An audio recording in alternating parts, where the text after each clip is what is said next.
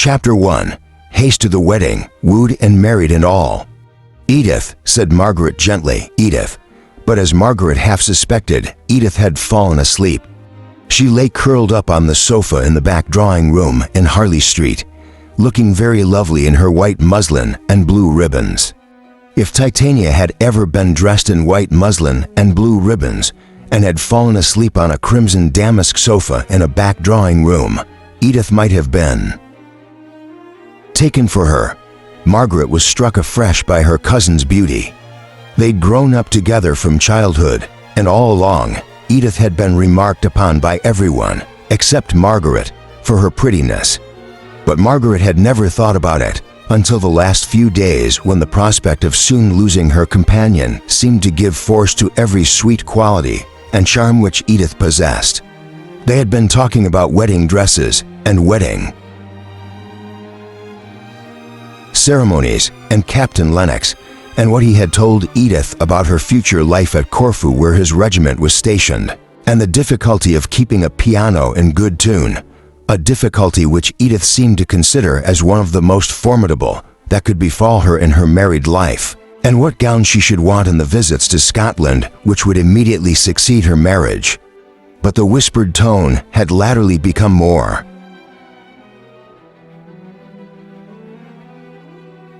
drowsy, and Margaret, after a pause of a few minutes, found, as she fancied, that in spite of the buzz in the next room, Edith had rolled herself up into a soft ball of muslin and ribbon and silken curls and gone off into a peaceful little after-dinner nap.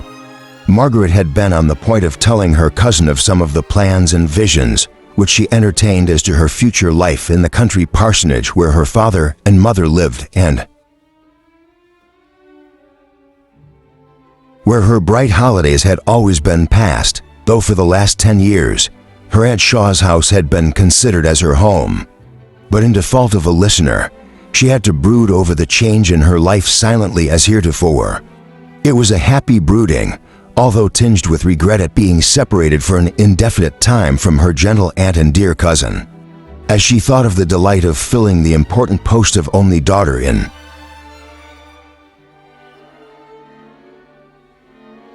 Helstone Parsonage. Pieces of the conversation out of the next room came upon her ears. Her Aunt Shaw was talking to the 5 or 6 ladies who had been dining there and whose husbands were still in the dining room.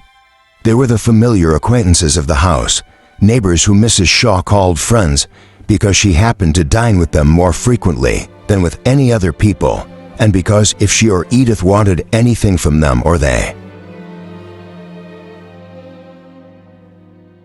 from her, they did not scruple to make a call at each other's houses before luncheon. These ladies and their husbands were invited, in their capacity of friends, to eat a farewell dinner in honor of Edith's approaching marriage. Edith had rather objected to this arrangement, for Captain Lennox was expected to arrive by late train this very evening. But although she was a spoiled child, she was too careless and idle to have a very strong will of her own, and gave way when she found that her mother had absolutely ordered these extra delicacies of the season, which are always supposed to be efficacious against immoderate grief at farewell dinners. She contented herself by leaning back in her chair, merely playing with the food on her plate and looking grave and absent, while all around her were enjoying the mose of Mr. Gray, the gentleman who always took the bottom of the table at Mrs. Shaw's dinner parties and asked Edith to give them some music in the drawing room. Mr. Gray was particularly agreeable over this farewell dinner, and the gentlemen stayed downstairs longer than usual. It was very well they did, to judge from the fragments of conversation which Margaret overheard. I suffered too much myself. Not that I was not extremely happy with the poor dear general, but still disparity of age is a drawback, one that I was resolved that Edith should not have to encounter. Of course, without any maternal partiality, I foresaw that the dear child was likely to marry early. Indeed, I had often said that I was sure she would be married before she was 19. I had quite a prophetic feeling when Captain Lennox ... but that double quotes, and here the voice dropped into a whisper, but Margaret could easily supply the blank. The course of true love in Edith's case had run remarkably smooth. Mrs. Shaw had given way to the presentiment, as she expressed it, and had rather urged on the marriage, although it was below the expectations which many of Edith's acquaintances had formed for her, a young and pretty heiress. But Mrs. Shaw said that her only child should marry for love, and sighed emphatically as if love had not been her motive for marrying the general. Mrs. Shaw enjoyed the romance of the present engagement rather more than her daughter, not but that Edith was very thoroughly and properly in love. Still, she would certainly have preferred a good house in Belgravia to all the picturesqueness of the life which Captain Lennox described at Corfu. The very parts which made Margaret glow as she listened, Edith pretended to shiver and shudder at, partly for the pleasure she had in being coaxed out of her dislike by her fond lover, and partly because anything of a gypsy or makeshift life was really distasteful to her. Yet had anyone come with a fine house and a fine estate and a fine title to boot, Edith would still have clung to Captain Lennox while the temptation lasted. When it was over, it is possible she might have had little qualms of ill-concealed regret that Captain Lennox could not have united in his person everything that was desirable. In this, she was but her mother's child, who, after deliberately marrying General Shaw, with no warmer feeling than respect for his character and establishment, was constantly, though quietly, bemoaning her hard lot in being united to one whom she could not love. "I have spared no expense in her trousseau," were the next words that Margaret heard. "She has all the beautiful Indian shawls and scarves the General gave to me, but which I shall never wear again. She is a lucky girl," replied another voice, which Margaret knew too. Be that of Mrs. Gibson, a lady who was taking a double interest in the conversation from the fact of one of her daughters having been married within the last few weeks.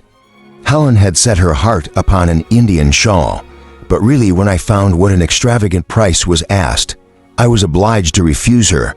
She will be quite envious when she hears of Edith having Indian shawls. "What kinds are they, Deli?" "With the lovely little borders," Margaret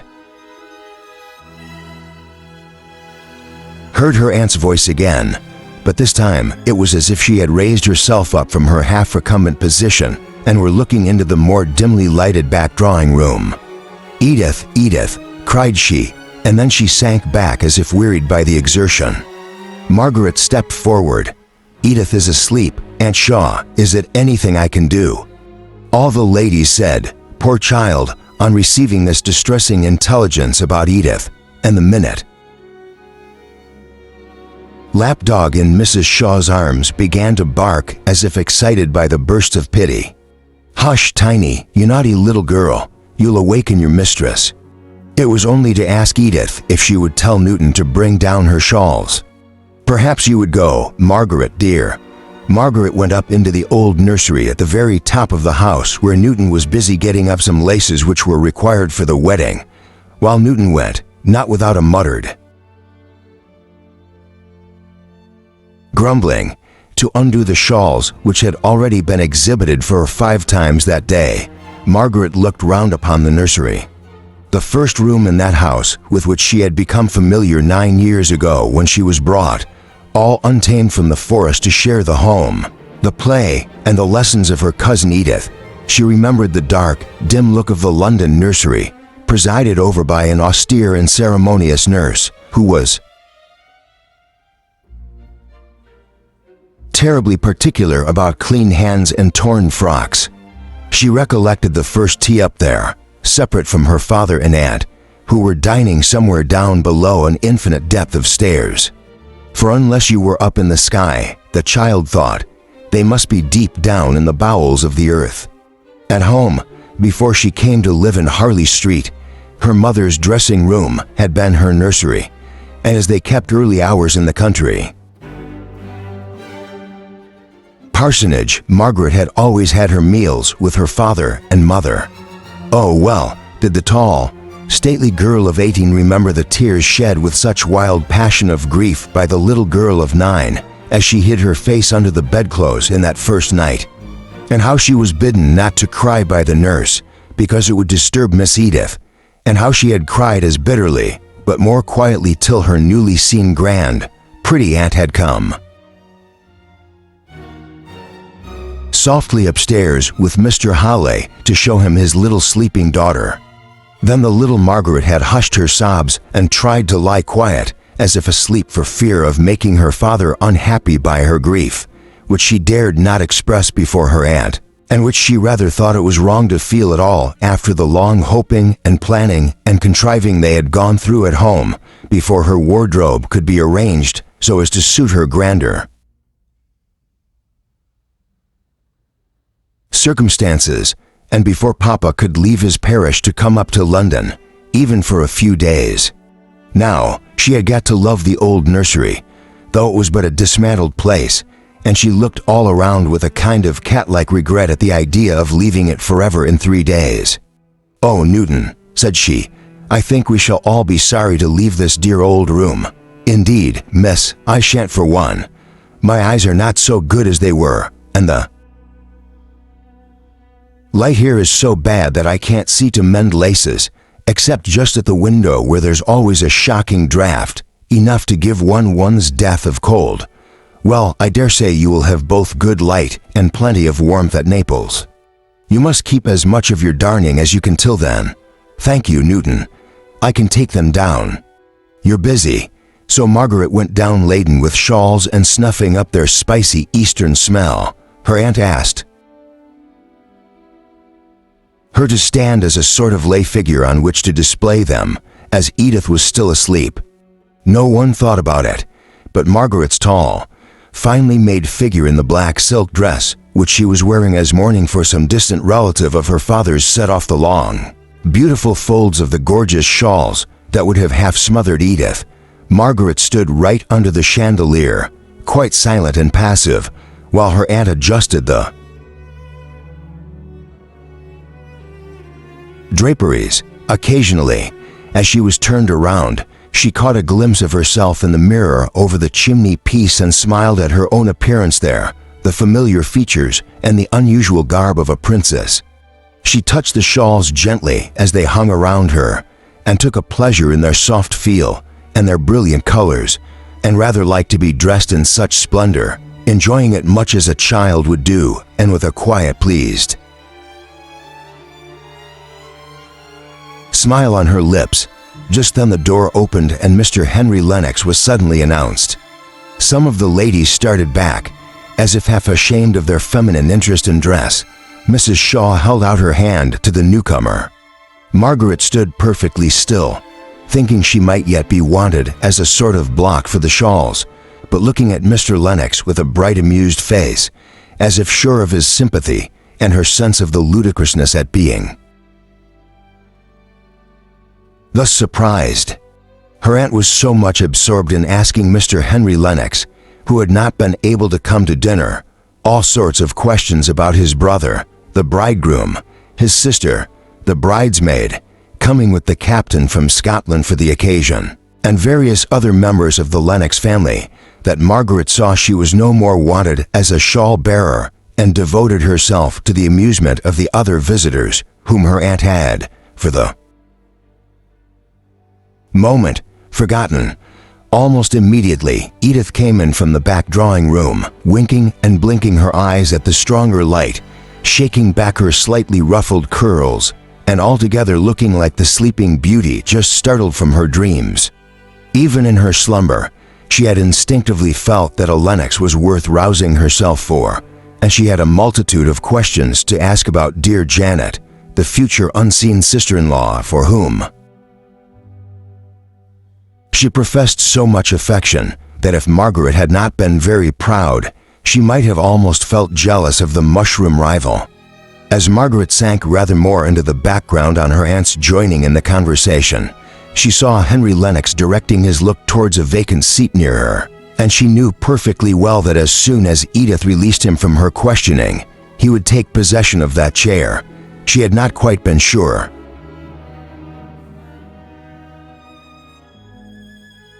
from her aunt's rather confused account of his engagements, whether he would come that night. It was almost a surprise to see him, and now she was sure of a pleasant evening. He liked and disliked pretty nearly the same things that she did. Margaret's face was lightened up into an honest, open brightness. By and by, he came. She received him with a smile, which had not a tinge of shyness or self-consciousness in it. Well, I suppose you're all in.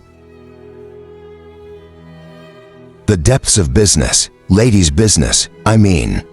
Very different to my business, which is the real true law business. Playing with shawls is very different work to drawing up settlements. I knew how you would be amused to find us also occupied in admiring finery, but really Indian shawls are very perfect things of their kind. Why? I have no doubt they are.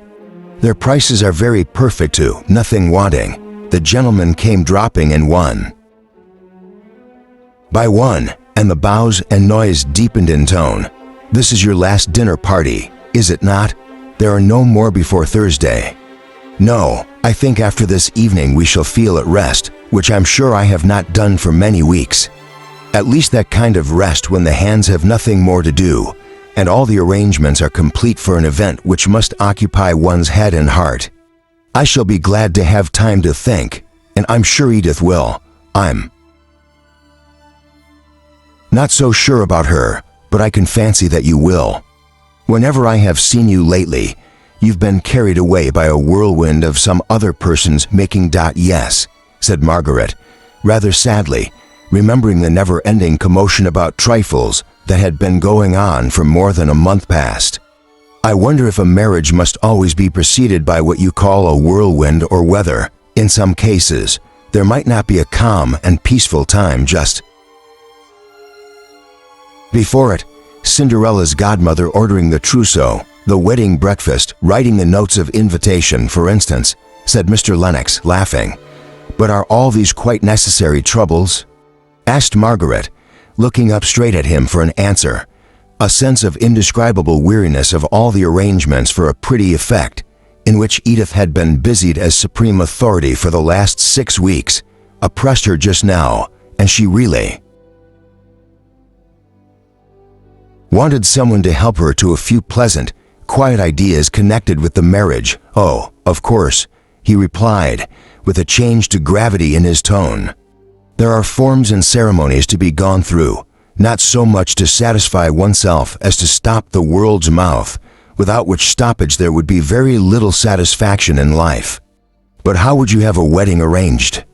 Oh, I have never thought much about it, only I should like it to be a very fine summer morning, and I should like to walk to church through the shade of trees, and not to have so many bridesmaids, and to have no wedding breakfast. I dare say I am resolving against the very things that have given me the most trouble just now. No, I don't think you are. The idea of stately simplicity accords well with your character. Margaret did not quite like this speech. She winced away from it more from remembering former occasions on which he had tried to lead her into a discussion, in which he took the complimentary part, about her own character and ways of going on. She cut his speech rather short by saying, "It is natural for me to think of Helstone Church, and the walk to it, rather than of driving up to a London church in the middle of a paved street. Tell me about Helstone. You have never described it to me. I should like to have some idea of the place you will be living in when 96 Harley Street will be looking dingy and dirty and dull and shut up. Is Helstone a village or a town in the first place? Oh, only a hamlet. I don't think I could call it a village at all. There's the church and a few houses near it on the green. Cottages, rather, with roses growing all over them and flowering all the year round, especially at Christmas. Make your picture complete, said he. No, replied Margaret, somewhat annoyed. I am not making a picture. I am trying to describe Helstone as it really is. You should not have said that. I am penitent, he answered. Only it really sounded like a village in a tale, rather than in real life. And so it is, replied Margaret eagerly. All the other places in England that I have seen seem so hard and prosaic looking after the New Forest. Helstone is like a village in a poem, in one of Tennyson's poems, but I won't try and describe it. Anymore, you would only laugh at me if I told you what I think of it, what it really is. Indeed, I would not. But I see you are going to be very resolved.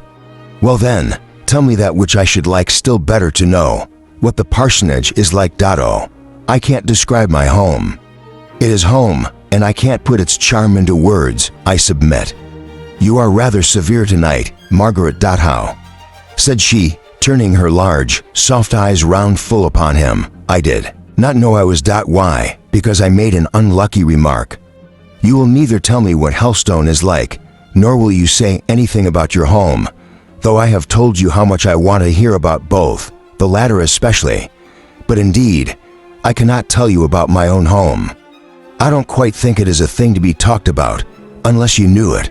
Well then, pausing for a moment, tell me what you do there. Here you read, or have lessons, or otherwise improve your mind till the middle of the day.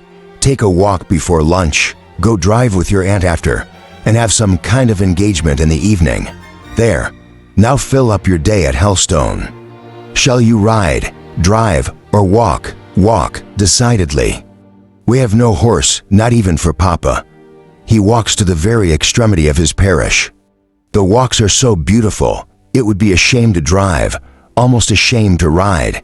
Shall you garden much? That, I believe, is a proper employment for young ladies in the country. I don't know. I'm afraid I shan't like such hard work. Archery parties? Picnics, race balls, hunt balls. Oh no, said she, laughing. Papa's living is very small, and even if we were near such things, I doubt if I should go to them. I see you won't tell me anything. You will only tell me that you are not going to do this and that. Before the vacation ends, I think I shall pay you a call and see what you really do employ yourself in. I hope you will. Then you will see for yourself how beautiful Helstone is. Now I must go. Edith is sitting down to play, and I just know enough of music to turn over the leaves for her, and besides, Aunt Shaw won't like us to talk. Edith played brilliantly. In the middle of the piece, the door half opened, and Edith saw Captain Lennox hesitating whether to come in. She threw down her music and rushed out of the room, leaving Margaret standing confused and blushing to explain to the astonished guests what vision had shown itself to cause Edith's sudden flight. Captain Lennox had come earlier than was expected, or was it really so late? They looked at their watches, were duly shocked, and took their leave. Then Edith came back, glowing with pleasure, half shyly, half proudly, leading in her tall, handsome captain. His brother shook hands with him, and Mrs. Shaw welcomed him in her gentle, kindly way, which had always something plaintive in it, arising from the long habit of considering herself a victim to an uncongenial marriage. Now that the general being gone, she had every good of life, with as few drawbacks as possible. She'd been rather perplexed to find an anxiety, if not a sorrow. She had, however, of late settled upon her own health as a source of apprehension. She had a nervous little cough whenever she thought about it, and some complacent doctor ordered her just what she desired, a winter in Italy. Mrs. Shaw had as strong wishes as most people, but she never liked to do anything from the open and acknowledged motive of her own goodwill and pleasure. She preferred being compelled to gratify herself by some other person's command or desire. She really did persuade herself that she was submitting to some hard external necessity, and thus she was able to moan and complain in her soft manner all the time she was, in reality, doing just what she liked.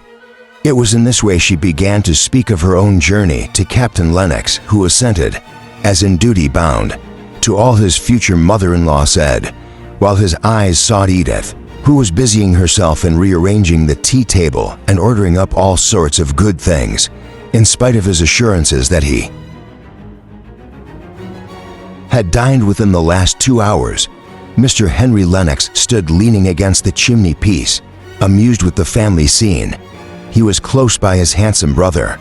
He was the plain one in a singularly good-looking family, but his face was intelligent, keen, and mobile. And now and then Margaret wondered what it was that he could be thinking about, while he kept silence, but was evidently observing with an interest that was slightly sarcastic all. That Edith and she were doing, the sarcastic feeling was called out by Mrs. Shaw's conversation with his brother. It was separate from the interest which was excited by what he saw. He thought it a pretty sight to see the two cousins so busy in their little arrangements about the table. Edith chose to do most herself. She was in a humor to enjoy showing her lover how well she could behave as a soldier's wife. She found out that the water in the urn was cold and ordered up the great kitchen tea kettle. The only consequence of which was that when she met it at the door and tried to carry it in, it was too heavy for her, as she came in pouting with a black mark on her muslin gown and a little round white hand indented by the handle, which she took to show to Captain Lennox, just like a hurt child. And of course, the remedy was the same in both cases. Margaret's quickly adjusted spirit lamp was the most efficacious contrivance, though not so like the gypsy encampment which Edith, in some of her moods, chose to consider the nearest resemblance to a barrack life. After this evening, all was bustle till the wedding was over. Chapter 2, Roses and Thorns, by the soft green light in the woody glade. On the banks of moss where thy childhood played. By the household tree through which thine eye first looked in love to the summer sky, Mrs. Hemans. Margaret was once more in her morning dress, traveling quietly home with her father, who had come up to assist at the wedding. Her mother had been detained at home by a multitude of half-reasons, none of which anybody fully understood, except Mr. Halley, who was perfectly aware that all his arguments in favor of a gray satin gown, which was midway between oldness and newness, had proved unavailing, and that, as he had not the money to equip his wife afresh from top to toe, she would not show herself at her only sister's only child's wedding. If Mrs. Shaw had guessed at the real reason why Mrs. Halley did not accompany her husband, she would have showered down gowns upon her, but it was nearly 20 years since Mrs. Shaw had been the poor, pretty Miss Beresford, and she had really forgotten all grievances except that of the unhappiness arising from disparity of age in married life, which she could descant by the half hour. Dearest Maria had married the man of her heart, only 8 years older than herself, with the sweetest temper, and that blue-black hair one so seldom sees. Mr. Halley was one of the most delightful preachers she had ever heard and a perfect model of a parish priest. Perhaps it was not quite a logical deduction from all these premises, but it was still Mrs. Shaw's characteristic conclusion, as she thought over her sister's lot, married for love. What can dearest Maria have to wish for in this world? Mrs. Halley, if she spoke truth, might have answered with a ready-made list. A silver gray glass silk, a white chip bonnet. Oh, dozens of things for the wedding and hundreds of things for the house. Margaret only knew that her mother had not found it convenient to come, and she was not sorry to think that their meeting and greeting would take place at Helstone Parsonage rather than during the confusion of the last 2 or 3 days in the house in Harley Street, where she herself had had to play the part of Figaro and was wanted everywhere at one and the same time. Her mind and body ached now with the recollection of all she had done and said within the last 48 hours. The farewell so hurriedly taken, amongst all the other goodbyes of those she had lived with so long, oppressed her now with a sad regret for the times that were no more. It did not signify what those times had been, were gone, never to return.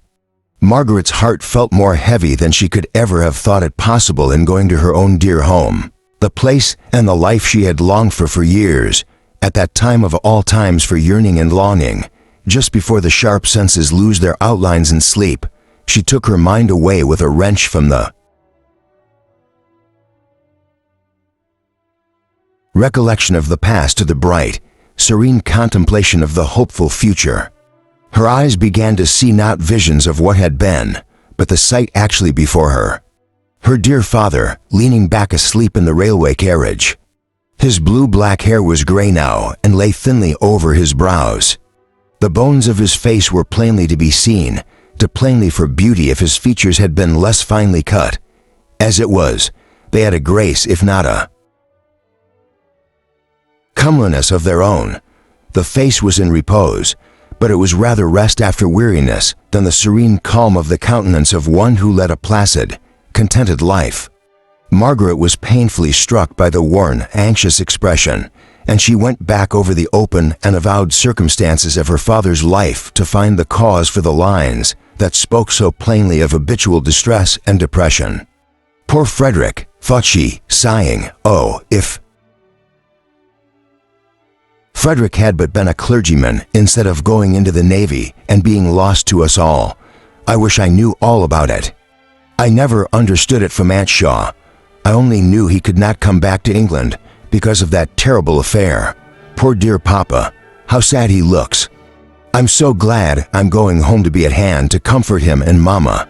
She was ready with a bright smile, in which there was not a trace of fatigue, to greet her father when he awakened. He smiled back again, but faintly, as if it were an unusual exertion. His face returned into its lines of habitual anxiety. He had a trick of half opening his mouth as if to speak, which constantly unsettled the form of the lips and gave the face an undecided expression. But he had the same large, soft eyes as his daughter, eyes which moved slowly and almost grandly around in their orbits and were well veiled by their transparent white eyelids. Margaret was more like him than like her mother. Sometimes people wondered that parents so handsome should have a daughter who was so far from regularly beautiful. Not beautiful at all, was occasionally said. Her mouth was wide, no rosebud that could only open just enough to let out a yes and no and please you, sir. But the wide mouth was one soft curve of rich red lips, and the skin, if not white and fair, was of an ivory smoothness and delicacy. If the look on her face was in general too dignified and reserved for one so young, now talking to her father, it was bright as the morning, full of dimples and glances that spoke of childish gladness and boundless hope in the future. It was the latter part of July when Margaret returned home. The forest trees were all one dark, full, dusky green. The fern below them caught all the slanting sunbeams. The weather was sultry and broodingly still. Margaret used to tramp along by her father's side, crushing down the fern with a cruel glee as she felt it yield under her light foot and send up the fragrance peculiar to it. Out on the broad commons into the warm, scented light, seeing multitudes of wild, free-living creatures reveling in the sunshine and the herbs and flowers it called forth. This life, at least these walks, realized all Margaret's anticipations. She took a pride in her forest. Its people were her people. She made hearty friends with them, learned and delighted in using their peculiar words, took up a freedom amongst them, nursed their babies, talked or read with slow distinctness to their old people, carried dainty messes to their sick, resolved before long to teach at the school where her father went every day as to an appointed task, but she was continually tempted off to go and see some individual friend, man, woman, or child, in some cottage in the green shade of the forest. Her out-of-doors life was perfect. Her indoors life had its drawbacks. With a healthy shame of a child, she blamed herself for her keenness of sight and perceiving that all was not as it should be there. Her mother, always so kind and tender towards her, seemed now and then so much discontented with their situation, thought that the bishop strangely neglected his episcopal duties in not giving Mr. Hawley a better living, and almost reproached her husband because he could not bring himself to say that he wished to leave the parish and undertake the charge of a larger. He would sigh aloud as he answered that if he could do what he ought in Little Helstone, he should be thankful, but every day he was more overpowered. The world became more bewildering at each repeated urgency of his. Wife that he would put himself in the way of seeking some preferment, Margaret saw that her father shrank more and more, and she strove at such times to reconcile her mother to Helstone. Mrs. Halley said that the near neighborhood of so many trees affected her health, and Margaret would try to tempt her forth onto the beautiful, broad upland, sun-streaked, cloud-shadowed common, for she was sure that her mother had accustomed herself too much to Anne. Indoors life, seldom extending her walks beyond the church, the school, and the neighboring cottages. This did good for a time, but when the autumn drew on and the weather became more changeable, her mother's idea of the unhealthiness of the place increased, as she repined even more frequently that her husband, who was more learned than Mr. Hume, a better parish priest than Mr. Holdsworth, should not have met with the preferment that these two former neighbors of theirs had done. This marring of the peace of home by long hours of discontent was what Margaret was unprepared for. She knew and had rather reveled in the idea that she should have to give up many luxuries, which had only been troubles and trammels to her freedom in Harley Street. Her keen enjoyment of every sensuous pleasure was balanced finely, if not overbalanced, by her conscious pride in being able to do without them. All, if need were, but the cloud never comes in that quarter of the horizon from which we watch for it. There had been slight complaints and passing regrets on her mother's part over some trifle connected with Helstone and her father's position there when Margaret had been spending her holidays at home before. But in the general happiness of the recollection of those times, she had forgotten the small details which were not so pleasant. In the latter half of September, the autumnal rains and storms came on, and Margaret was obliged to remain more in the house than she had hitherto done. Helstone was at some distance from any neighbors of their own standard of cultivation. It is undoubtedly one of the most out-of-the-way places in England, said Mrs. Halley in one of her plaintive moods. I can't help regretting constantly that Papa has really no one to associate with here. He's so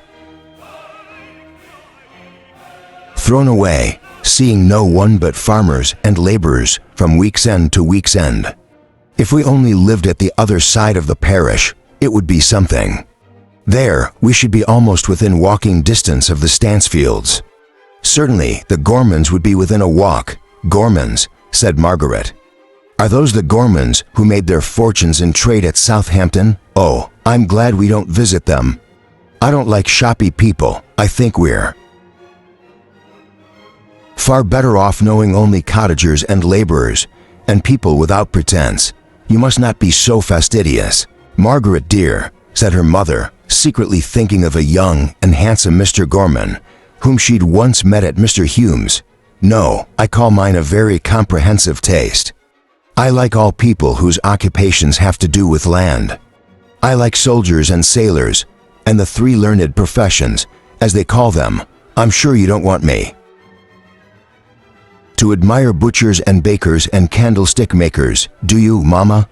But the Gormans were neither butchers nor bakers, but very respectable coach builders. Very well. Coach building is a trade all the same, and I think a much more useless one than that of butchers or bakers. Oh, how tired I used to be of the drives every day in Aunt Shaw's carriage, and how I longed to walk.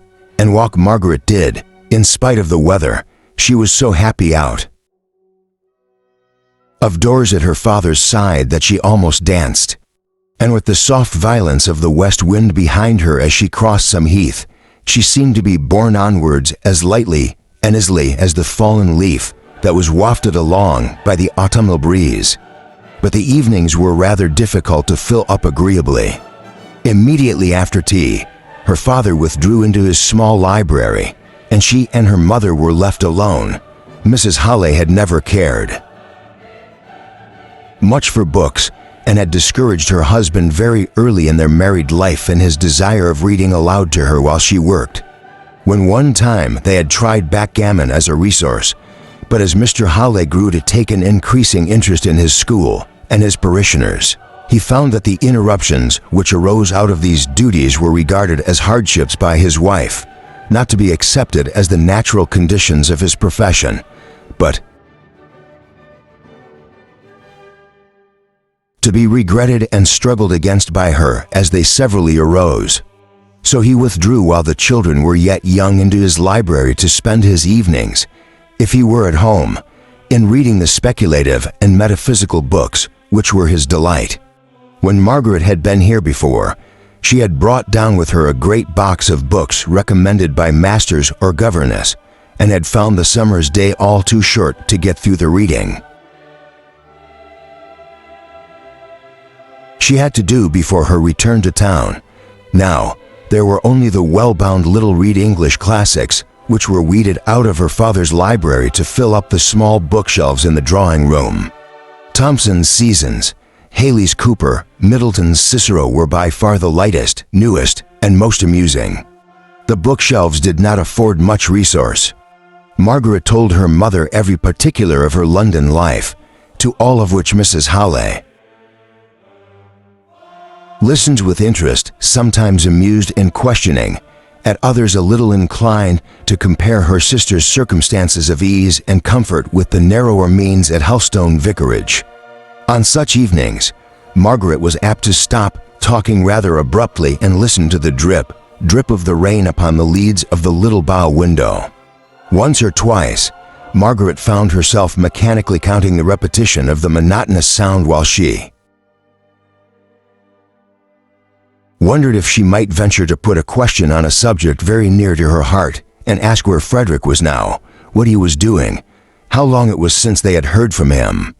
But a consciousness that her mother's delicate health and positive dislike to Helstone all dated from the time of the mutiny in which Frederick had been engaged, the full account of which Margaret had never heard, and which now seemed doomed to be buried in sad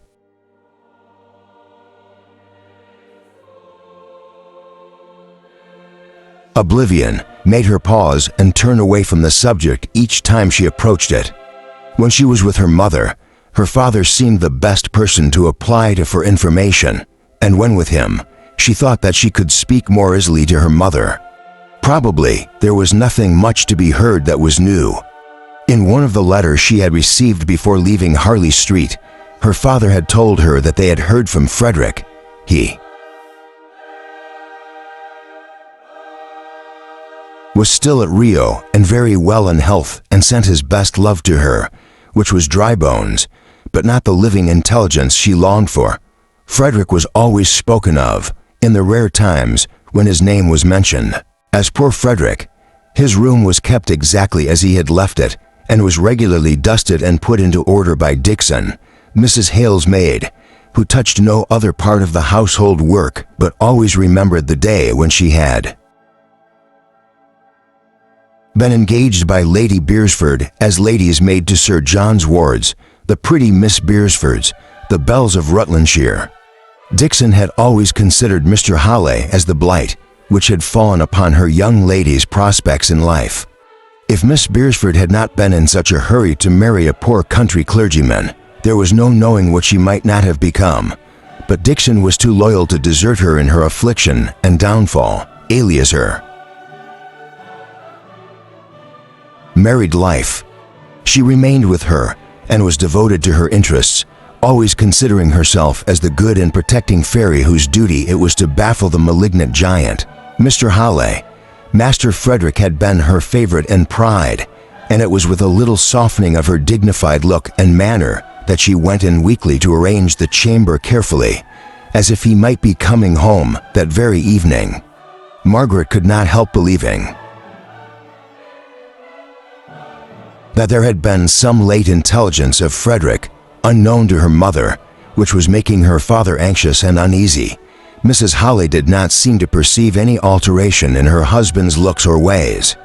His spirits were always tender and gentle, readily affected by any small piece of intelligence concerning the welfare of others.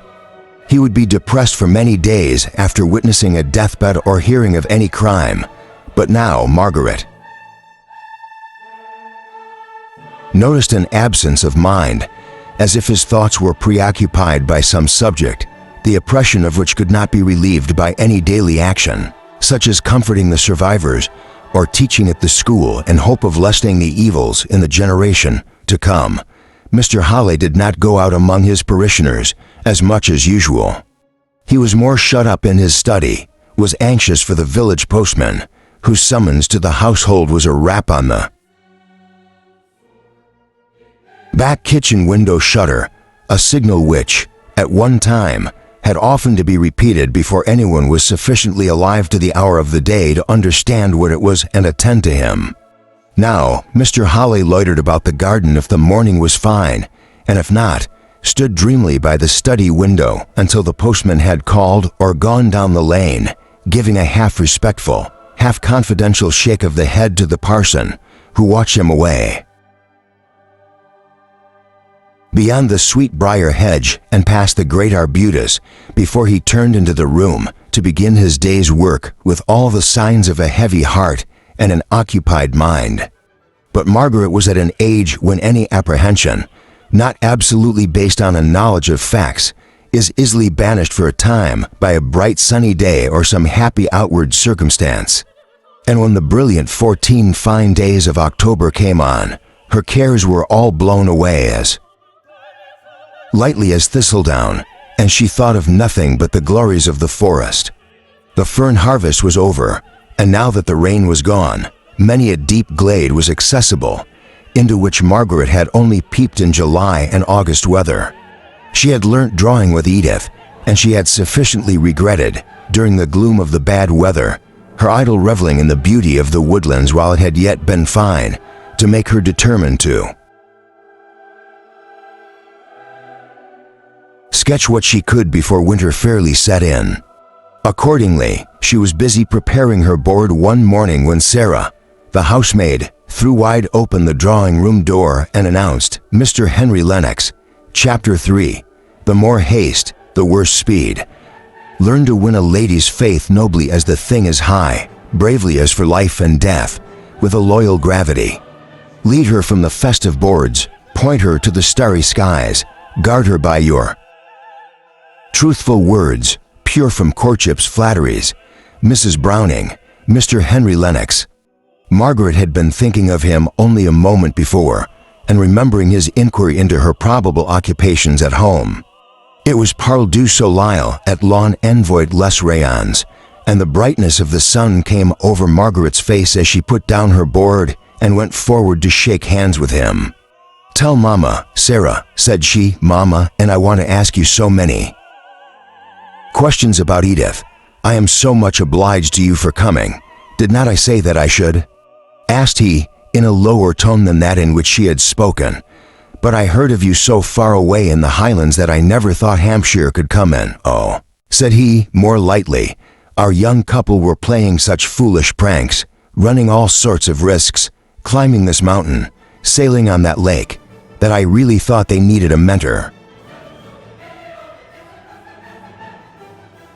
to take care of them, and indeed they did.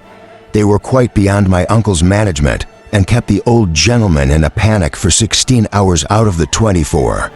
Indeed, when I once saw how unfit they were to be trusted alone, I thought it my duty not to leave them till I had seen them safely embarked at Plymouth. Have you been at Plymouth? Oh, Edith never named that. To be sure, she's written in such a hurry lately. Did they really sail?" "On Tuesday, really sailed and relieved me from many responsibilities. Edith gave me all sorts of messages for you. I believe I have a little diminutive note somewhere." "Yes, here it is. Oh, thank you," exclaimed Margaret. And then, half wishing to read it alone and unwatched, she made the excuse of going to tell her mother again. Surely Sarah had made some mistake that Mr. Lennox was there. When she had left the room, he began in his scrutinizing way to look about him. The little drawing room was looking its best in the streaming light of the morning sun. The middle window in the bow was opened, and clustering roses and the scarlet honeysuckle came peeping around the corner. The small lawn was gorgeous with verbenas and geraniums of all bright colors, but the very brightness outside made the colors within seem poor and faded. The carpet was far from new, the chintz had been often washed, and the whole apartment was smaller and shabbier than he had expected as background and framework for Margaret, herself so queenly. He took up one of the books lying on the table. It was the Paradiso of Dante, in the proper old Italian binding of white vellum and gold. By it lay a dictionary and some words copied out in Margaret's handwriting. They were a dull list of words, but somehow he liked looking at them. He put them down. With a sigh, "Well, the living is evidently small," as she said. It seems strange, for the Beresfords belonged to a good family. Margaret, meanwhile, had found her mother. It was one of Mrs. Hale's fitful days when everything was a difficulty and a hardship, and Mr. Lennox's appearance took this shape, although secretly she felt complimented by his thinking it worthwhile to call. "It is most unfortunate. We're dining early today and having nothing but cold meat in order that the servants may get on with their ironing. And yet, of course, we must ask him to dinner, Edith's brother-in-law and all. And your papa is in such low spirits this morning about something. I don't know what. I went into the study just now, and he had his face on the table, covering it with his hands. I told him I was sure Helstone air did not agree with him any more than with me, and he suddenly lifted up his head and begged me not to speak a word more against Helstone. He could not bear it. If there was one place he loved on earth, it was Helstone. But I am sure, for all that, it is the damp and relaxing air." Margaret felt as if a thin, cold cloud had come between her and the sun. She had listened patiently, in hopes that it might be some relief to her mother to unburden herself, but now it was time to draw her back to Mr. Lennox. Papa likes Mr. Lennox. They got on together famously at the wedding breakfast. I dare say his coming will do Papa good. And never mind the dinner, dear Mama. Cold meat will do capitally for a lunch, which is the light in which Mr. Lennox will most likely look upon a 2 o'clock dinner. But what are we to do with him till then? It's only 10:30 now. I'll ask him to go out sketching with me. I know he draws, and that will take him out of your way, Mama. Only do. Come in now. He will think it so strange if you don't." Mrs. Hale took off her black silk apron and smoothed her face. She looked a very pretty, ladylike woman as she greeted Mr. Lennox with a cordiality due to one who was almost a relation. He evidently expected to be asked to spend the day and accepted the invitation with a glad readiness that made Mrs. Hale wish she could add something to the cold beef. He was pleased with everything. Delighted with Margaret's idea of going out sketching together, would not have Mr. Hale disturbed for the world with the prospect of so soon meeting him at dinner. Margaret brought out her drawing materials for him to choose from, and after the paper and brushes had been duly selected, they set out in the merriest spirits in the world. "Now, please just stop here for a minute or two," said Margaret. "These are the cottages that haunted me so. During the rainy fortnight, reproaching me for not having sketched them before they tumbled down and were no more seen. Truly, if they are to be sketched, and they are very picturesque, we'd better not put it off till next year. But where shall we sit? Oh, you might have come straight from chambers in the Temple, instead of having been 2 months in the Highlands. Look at this beautiful trunk of a tree, which the woodcutters have left just in the right place for the light.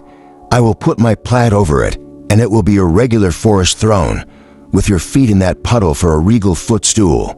Stay, I will move, and then you can come nearer this way. Who lives in these cottages? They were built by squatters 50 or 60 years ago. One is uninhabited. The foresters are going to take it down as soon as the old man who lives in the other is dead. Poor old fellow. Oh, look, there he is. I must go and speak to him. He's so deaf, he will hear all our secrets. The old man stood bareheaded in the sun, leaning on his stick at the front of his cottage. His stiff features relaxed into a slow smile as Margaret went up and spoke to him. Mr. Lennox hastily introduced the two figures into his sketch and finished up the landscape with a subordinate reference to them, as Margaret perceived when the time came for getting up, putting away. Water and scraps of paper and exhibiting to each other their sketches. She laughed and blushed. Mr. Lennox watched her countenance. "Now, I call that treacherous," said she. "I little thought you were making old Isaac and me into subjects when you told me to ask him the history of these cottages. It was irresistible. You can't know how strong a temptation it was. I hardly dare tell you how much I shall like this sketch." He was not quite sure whether she had heard this latter sentence before she went to the brook to wash her palette. She came back rather flushed, but looking perfectly innocent and unconscious.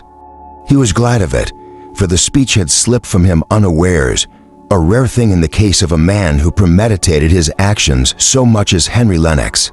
The aspect of home was all right and bright when they reached it.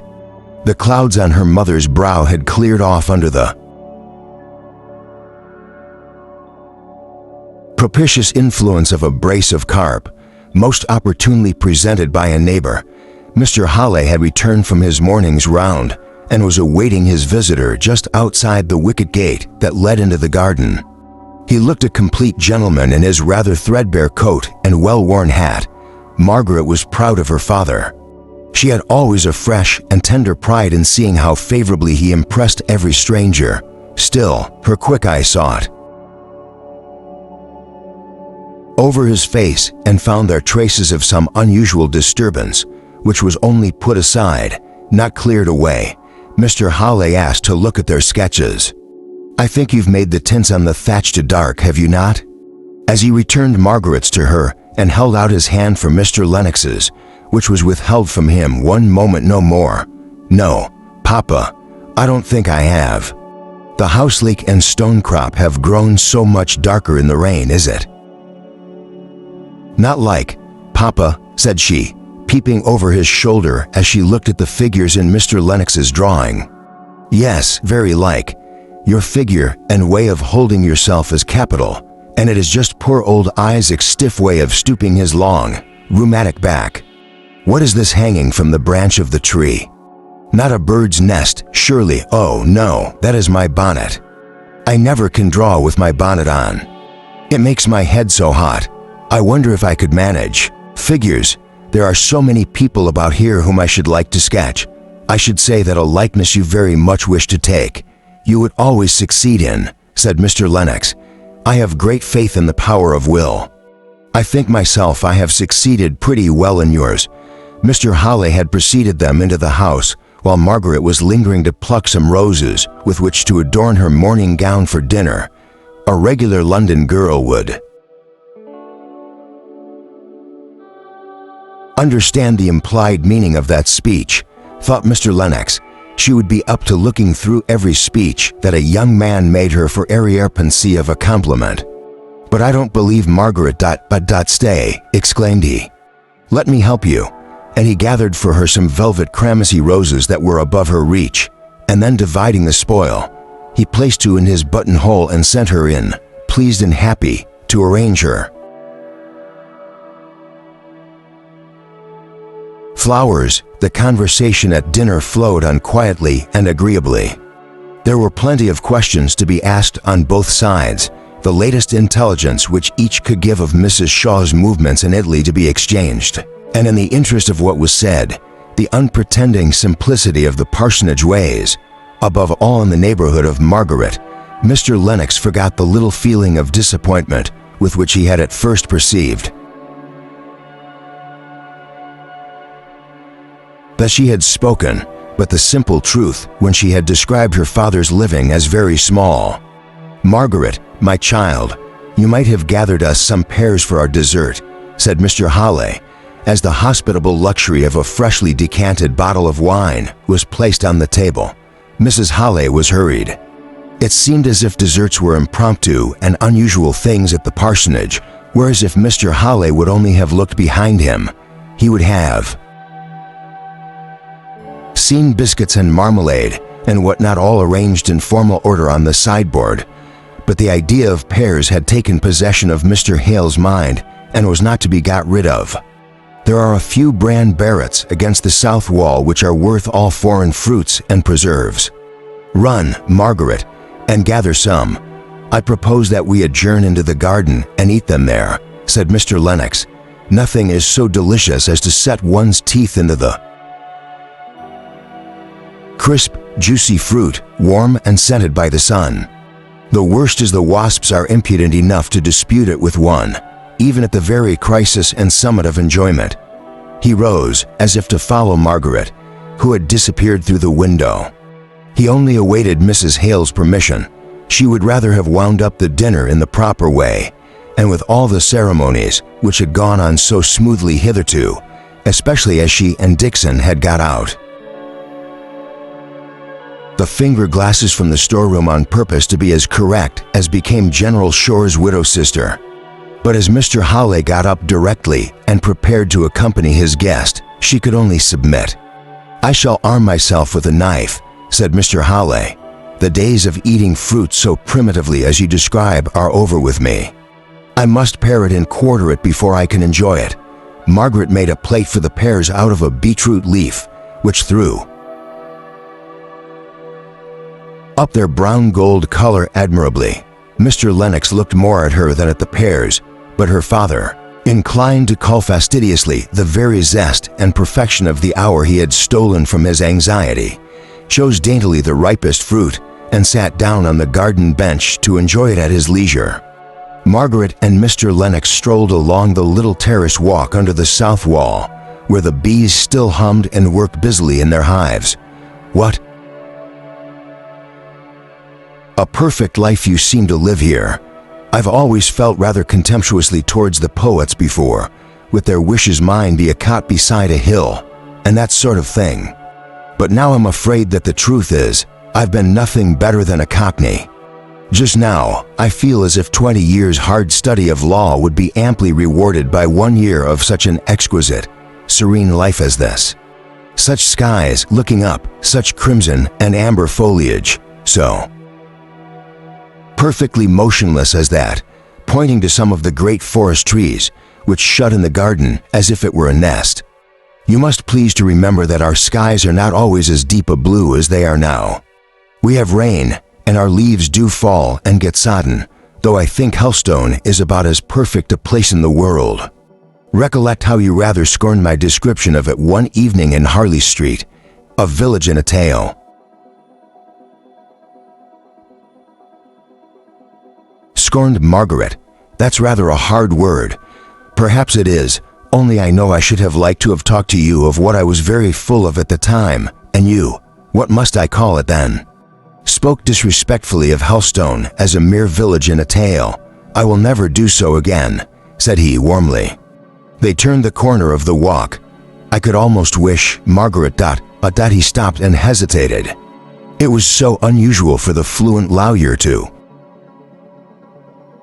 hesitate that Margaret looked up at him in a little state of questioning wonder, but in an instant, from what about him she could not tell, she wished herself back with her mother, her father, anywhere away from him, for she was sure he was going to say something to which she should not know what to reply. In another moment, the strong pride that was in her came to conquer her sudden agitation, which she hoped he had not perceived. Of course she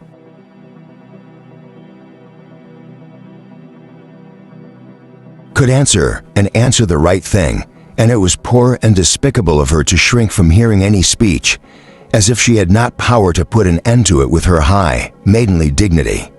Margaret, said he, taking her by surprise and getting sudden possession of her hand, so that she was forced to stand still and listen, despising herself for the fluttering at her heart all the time. Margaret, I wish you did not like Helstone so much, did not seem so perfectly calm and happy here. I've been hoping, for these 3 months past, to find you regretting London and London friends a little enough to make you listen more kindly. For she was quietly but firmly striving to extricate her hand from his grasp, to one who has not much to offer. It is true, nothing but prospects in the future. But who does love you, Margaret? Almost in spite of himself. Margaret, have I startled you too? Much speak, for he saw her lips quivering almost as if she was going to cry. She made a strong effort to be calm. She would not speak till she had succeeded in mastering her voice, and then she said ... I was startled. I did not know that you care for me in that way. I have always thought of you as a friend, and please, I would rather go on thinking of you so. I don't like to be spoken to as you have been doing. I cannot answer you as you want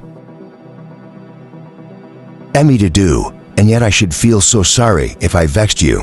Margaret, said he, looking into her eyes, which met his with their open, straight look, expressive of the utmost good faith and reluctance to give pain.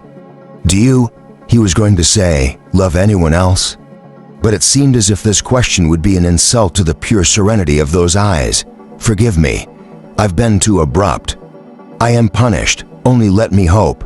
Give me the poor comfort of telling me you have never seen anyone whom you could ... double quotes again, a pause. He could not end his sentence. Margaret reproached herself acutely as the cause of his distress. Oh, if you had but never got this fancy into your head. It was such a pleasure to think of you as a friend. But I may hope, may I not, Margaret, that sometime you will think of me as a lover? Not yet, I see, there's no hurry, but sometime ... She was silent for a minute or two, trying to discover the truth as it was in her own heart before replying. Then she said, I have never thought of you but as a friend. I like to think of you so, but I am sure I could never think of you as anything else. Pray let us both forget that all this ... double quotes disagreeable, she was going to say, but stopped short. Conversation has taken place. He paused before he replied.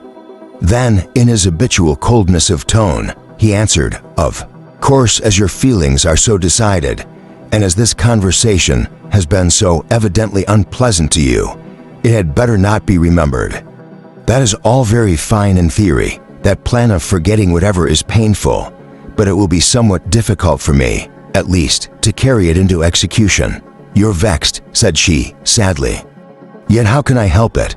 She looked so truly grieved as she said this that he struggled for a moment with his real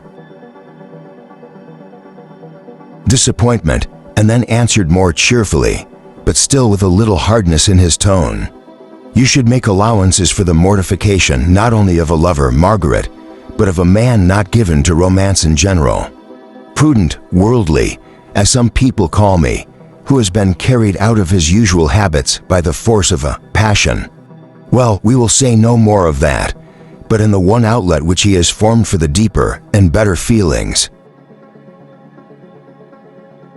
of his nature, he meets with rejection and repulse. I shall have to console myself with scorning my own folly. A struggling barrister to think of matrimony, Margaret could not answer this. The whole tone of it annoyed her. It seemed to touch on and call out all the points of difference which had often repelled her in him. While yet he was the pleasantest man, the most sympathizing friend, the person of all others who understood her best in Harley Street, she felt a tinge of contempt mingle itself with her pain at having refused him. Her beautiful lip curled in a slight disdain. It was well that having made the round of the garden, they came suddenly upon Mr. Halley, whose whereabouts had been quite forgotten by them. He had not yet finished the pear, which he had delicately peeled in one long strip of silver paper thinness, and which he was enjoying in a deliberate manner. It was like the story of the Eastern king who dipped his head into a basin of water at the magician's command, and as he instantly took it out, went through the experience of a lifetime. Margaret felt stunned and unable to recover her self-possession enough to join in the trivial conversation that ensued between her father and Mr. Lennox. She was grave and little disposed to speak, full of wonder when Mr. Lennox would go and allow her to relax into thought on the events of the last quarter of an hour. He was almost as anxious to take his departure as she was for him to leave. But a few minutes' light and careless talking, carried on at whatever effort, was a sacrifice which he owed to his mortified vanity or his self-respect. He glanced from time to time at her sad and pensive face. "I am not so indifferent to her as she believes," thought he to himself. "I do not give up hope." Before a quarter of an hour was over, he had fallen into a way of conversing with quiet sarcasm, speaking of life in London and life in the country, as if he were conscious of his second mocking self and afraid of his own satire. Mr. Halley was puzzled. His visitor was a different man to what he had seen him before at the wedding breakfast and at dinner today, a lighter, cleverer, more worldly man, and as such, dissonant to Mr. Halley. It was a relief to all. 3 when Mr. Lennox said that he must go directly if he meant to catch the 5 o'clock train. They proceeded to the house to find Mrs. Halley and wish her goodbye. At the last moment, Henry Lennox's real self broke through the crust. "Margaret, don't despise me. I have a heart, notwithstanding all this good-for-nothing way of talking. As a proof of it, I believe I love you more than ever if I do not hate you for the disdain with which you have. Listen to me during this last half hour. Goodbye, Margaret. Margaret." Chapter 4, Doubts and Difficulties. "Cast me upon some naked shore, where I may track only the print of some sad wrack. If thou be there, though the seas roar, I shall no gentler calm implore." Habington. He was gone. The house was shut up for the evening. No more deep blue skies or crimson and amber tints. Margaret went up to dress for the early tea, finding Dixon in a pretty temper from the interruption which a visitor had naturally occasioned on a busy day. She showed it by brushing away viciously at Margaret's hair under pretense of being in a great hurry to go to Mrs. Halley. Yet, after all, Margaret had to wait a long time in the drawing-room before her mother came down. She sat by herself at the fire with unlighted candles on the table behind her, thinking over the day, the happy walk, happy sketching, cheerful, pleasant dinner, and the uncomfortable, miserable walk in the garden. How different men were to women. Here was she, disturbed and unhappy, because her instinct had made anything but a refusal impossible, while he, not many minutes after he had met with the rejection of what ought to have been the deepest, holiest proposal of his life, could speak as if briefs, success, and all its superficial consequences of a good house, clever and agreeable. Society were the sole avowed objects of his desires. Oh dear, how she could have loved him if he had been but different, with a difference which she felt, on reflection, to be one that went low deep down. Then she took it into her head that, after all, his lightness might be but assumed to cover a bitterness of disappointment, which would have been stamped on her own heart if she had loved and been rejected. Her mother came into the room before this whirl of thoughts was adjusted into anything like order. Margaret had to shake off the recollections of what had been done and said through the day and turn a sympathizing listener to the account of how Dixon had complained that the ironing blanket had been burnt again, and how Susan Lightfoot had been seen with artificial flowers in her bonnet, thereby giving evidence of a vain and giddy character. Mr. Halley sipped his tea in abstracted silence. Margaret had the responses all to herself.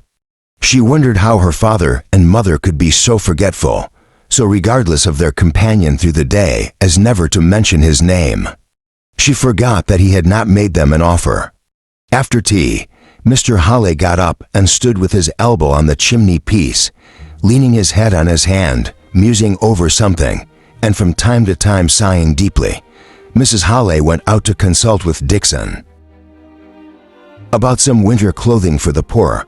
Margaret was preparing her mother's worsted work and rather shrinking from the thought of the long evening and wishing bedtime would come that she might go over the events of the day again. "Margaret," said Mr. Halley at last, in a sort of sudden desperate way that made her start, "is that tapestry thing of immediate consequence? I mean, Can you leave it and come into my study? I want to speak to you about something very serious to us all. Very serious to us all. Mr. Lennox had never had the opportunity of having any private conversation with her father after her refusal, or else that would indeed be a very serious affair. In the first place, Margaret felt guilty and ashamed of having grown so much into a woman as to be thought of in marriage. And secondly, she did not know if her father might not be displeased that she had taken upon herself to decline Mr. Lennox's proposal. But she soon felt it was not about anything which, having only lately and suddenly occurred, could have given rise to any complicated thoughts that her father wished to speak to her. He made her take a chair by him. He stirred the fire, snuffed the candles, and sighed once or twice before he could make up his mind to say, and it came out with a jerk after all, "Margaret, I'm going to leave Helstone. Leave Helstone, Papa." But why? Mr. Halley did not answer for a minute or 12, played with some papers on the table in a nervous and confused manner, opening his lips to speak several times, but closing them again without having the courage to utter a word. Margaret could not bear the sight of the suspense, which was even more distressing to her father than to herself. "But why, dear Papa? Do tell me." He looked up at her suddenly, and then said with a slow and enforced calmness, "Because I must no longer be a minister in the Church of England." Margaret had imagined nothing less than that some of the preferments, which her mother had so much desired, had befallen her father at last. Something that would force him to leave beautiful, beloved Helstone, and perhaps compel him to go and live in some of the stately and silent closes which Margaret had seen from time to time in cathedral towns. They were grand and imposing places, but if to go there, it was necessary to leave Helstone as a home forever, that would have been a sad, long-lingering pain, but nothing to the shock she received from Mr. Hale's last speech. What could he mean? It was all the worse for being so mysterious. The aspect of piteous distress on his face, almost as if imploring a merciful and kind judgment from his child, gave her a sudden sickening. Could he have become implicated in anything Frederick had done? Frederick was an outlaw. Had her father, out of a natural love for his son, connived at any? "Oh, what is it? Do speak, Papa. Tell me all. Why can you no longer be a clergyman? Surely if the bishop were told all we know about Frederick, and the hard, unjust, it is nothing about Frederick. The bishop would have nothing to do with that. It is all myself, Margaret. I will tell you about it. I will answer any questions this once, but after tonight, let us never speak of it again. I can meet the consequences of my painful, miserable doubts, but it is an effort beyond me to speak of what has caused me so much suffering." "Doubts, Papa?" "Doubts as to religion?" asked Margaret, more shocked than ever. "No, not doubts as to religion, not the slightest injury to that." He paused. Margaret sighed, as if standing on the verge of some new horror. He began again, speaking rapidly, as if to get over a set task. "You could not understand it all if I told you. My anxiety for years past to know whether I had any right to hold my living, my efforts to quench my smoldering doubts by the authority of the Church. Oh, Margaret, how I love the Holy Church from which I am to be shut out." He could not go on for a moment or two. Margaret could not tell what to say. It seemed to her as terribly mysterious, as if her father were about to turn Mohammedan. "I have been reading today of the 2,000 who were ejected from their churches," continued Mr. Halley, smiling faintly, "trying to steal some of their bravery, but it is of no use, no use. I cannot help feeling it acutely. But Papa, have you well considered?" "Oh, it seems so terrible, so shocking," said Margaret, suddenly bursting into tears. The one-stayed foundation of her home, of her idea of her beloved father, seemed reeling and rocking. What could she say? What was to be done? The sight of her distress made Mr. Halley nerve himself in order to try and comfort her. He swallowed down the dry, choking sobs which had been heaving up from his heart hitherto, and going to his bookcase he took down a volume which he had often been reading lately, and from which he thought he had derived strength to enter upon the course in which he was now embarked. "Listen, dear Margaret," said he, putting one arm around her waist. She took his hand in hers and grasped it tight, but she could not lift up her head, nor indeed could she attend to what he read, so great was her internal agitation. This is the soliloquy of one who was once a clergyman in a country parish like me. It was written by Mr. Oldfield, minister of Carsington in Derbyshire, 160 years ago or more. His trials are over. He fought the good fight. These two last sentences he spoke low, as if to himself. Then he read aloud, "When thou canst no longer continue in thy work without dishonor to God, discredit to religion, foregoing thy integrity, wounding conscience, spoiling thy peace, and hazarding the loss of thy salvation. In a word, when the conditions upon which thou must continue, if thou wilt continue, in thy employment are sinful and unwarranted by the word of God, thou mayest, yea, thou must believe that God will turn thy very silence, suspension, deprivation, and laying aside to his glory, and the advancement of the gospel's interest. When God will not use thee in one kind, yet he will in another. A soul that desires to serve and honor him shall never want opportunity to do it. Nor must thou so limit the Holy One of Israel as to think he hath but one way in which he can glorify himself by thee. He can do it by thy silence as well as by thy preaching, thy laying aside as well as thy continuance in thy work.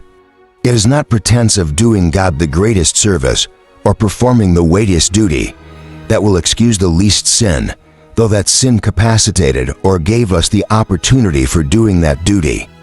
Thou wilt have little thanks, O my soul, if when thou art charged with corrupting God's worship, falsifying thy vows, thou pretensate a necessity for it in order to a continuance in the ministry. As he read this, and glanced at much more which he did not read, he gained resolution for himself, and felt as if he could be brave and firm in doing what he believed to be right. But as he ceased he heard Margaret's low, convulsive sob, and his courage sank down under the keen sense of suffering. "Margaret, dear," said he, drawing her closer, "think of the early martyrs, think of the thousands who have suffered." "But, Father," said she, suddenly lifting up her flushed, tear-wet face, "the early martyrs suffered for the truth while you dot. Oh dear, dear Papa, I suffer for conscience' sake, my child," said he, with a dignity that was only tremulous from the acute sensitiveness of his character. "I must do what my conscience bids. I have borne long with self-reproach that would have roused any mind less torpid and cowardly than mine." He shook his head as he went on. "Your poor mother's fond wish, gratified at last in the mocking way in which over-fond wishes are too often fulfilled, Sodom apples as they are, has brought on this crisis, for which I ought to be, and I hope I am, thankful. It is not a month since the bishop offered me another living. If I had accepted it, I should have had to make a fresh declaration of conformity to the liturgy at my institution. Margaret, I tried to do it.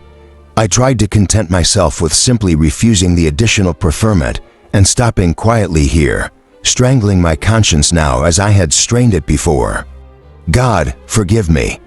He rose and walked up and down the room, speaking low words of self-reproach and humiliation, of which Margaret was thankful to hear but few. At last, he said, "Margaret, I return to the old, sad burden. We must leave Helstone.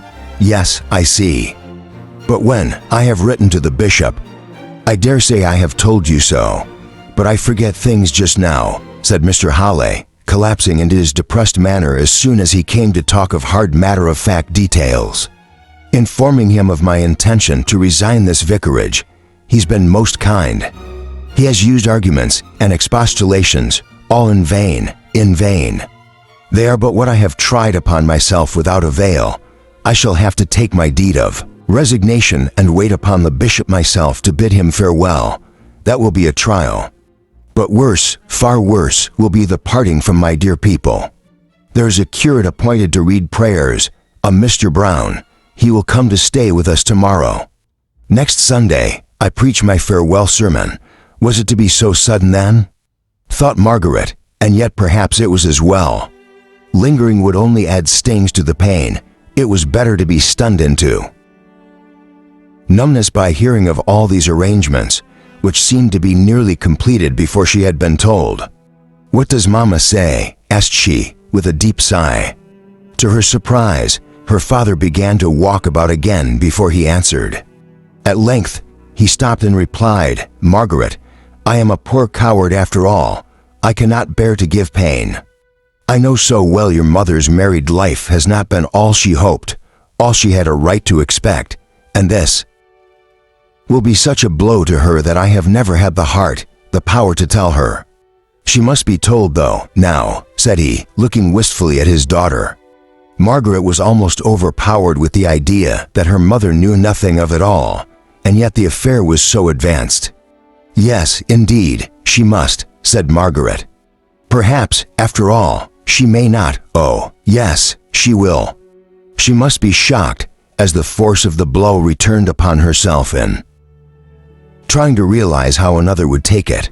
Where are we to go to?" said she at last, struck with a fresh wonder as to their future plans, if plans indeed her father had.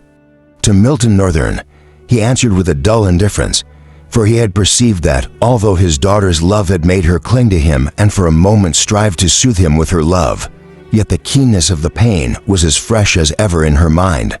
"Milton Northern?" "The manufacturing town in Darkshire. Yes," said he, in the same despondent, indifferent way. "Why there, Papa?" asked she. "Because there I can earn bread for my family. Because I know no one there, and no one knows Helstone, or can ever talk to me about it. Bread for your family. But I thought you and Mama had dot, but double quotes," and then she stopped, checking her natural interest regarding their future life as she saw the gathering gloom on her father's brow. But he, with his quick intuitive sympathy, read in her face as in a mirror the reflections of his own moody depression and turned it off with an effort. "You shall be told all, Margaret. Only help me to tell your mother. I think I could do anything but that. The idea of her distress turns me sick with dread. But if I tell you all, perhaps you could break it to her tomorrow? I am going out for the day to bid Farmer Dobson and the poor people on Bracy Common goodbye. Would you dislike breaking it to her very much, Margaret?" Margaret did dislike it, did shrink from it more than from anything she had ever had to do in her life before. She could not speak all at once. Her father said, "You do dislike it very much, don't you, Margaret?" Then she conquered herself and said, with a bright, strong look on her face, "It is a painful thing, but it must be done, and I will do it as well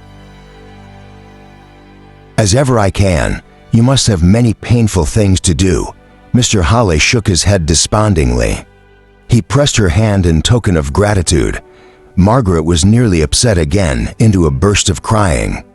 To turn her thoughts, she said, "Now tell me, Papa, what our plans are.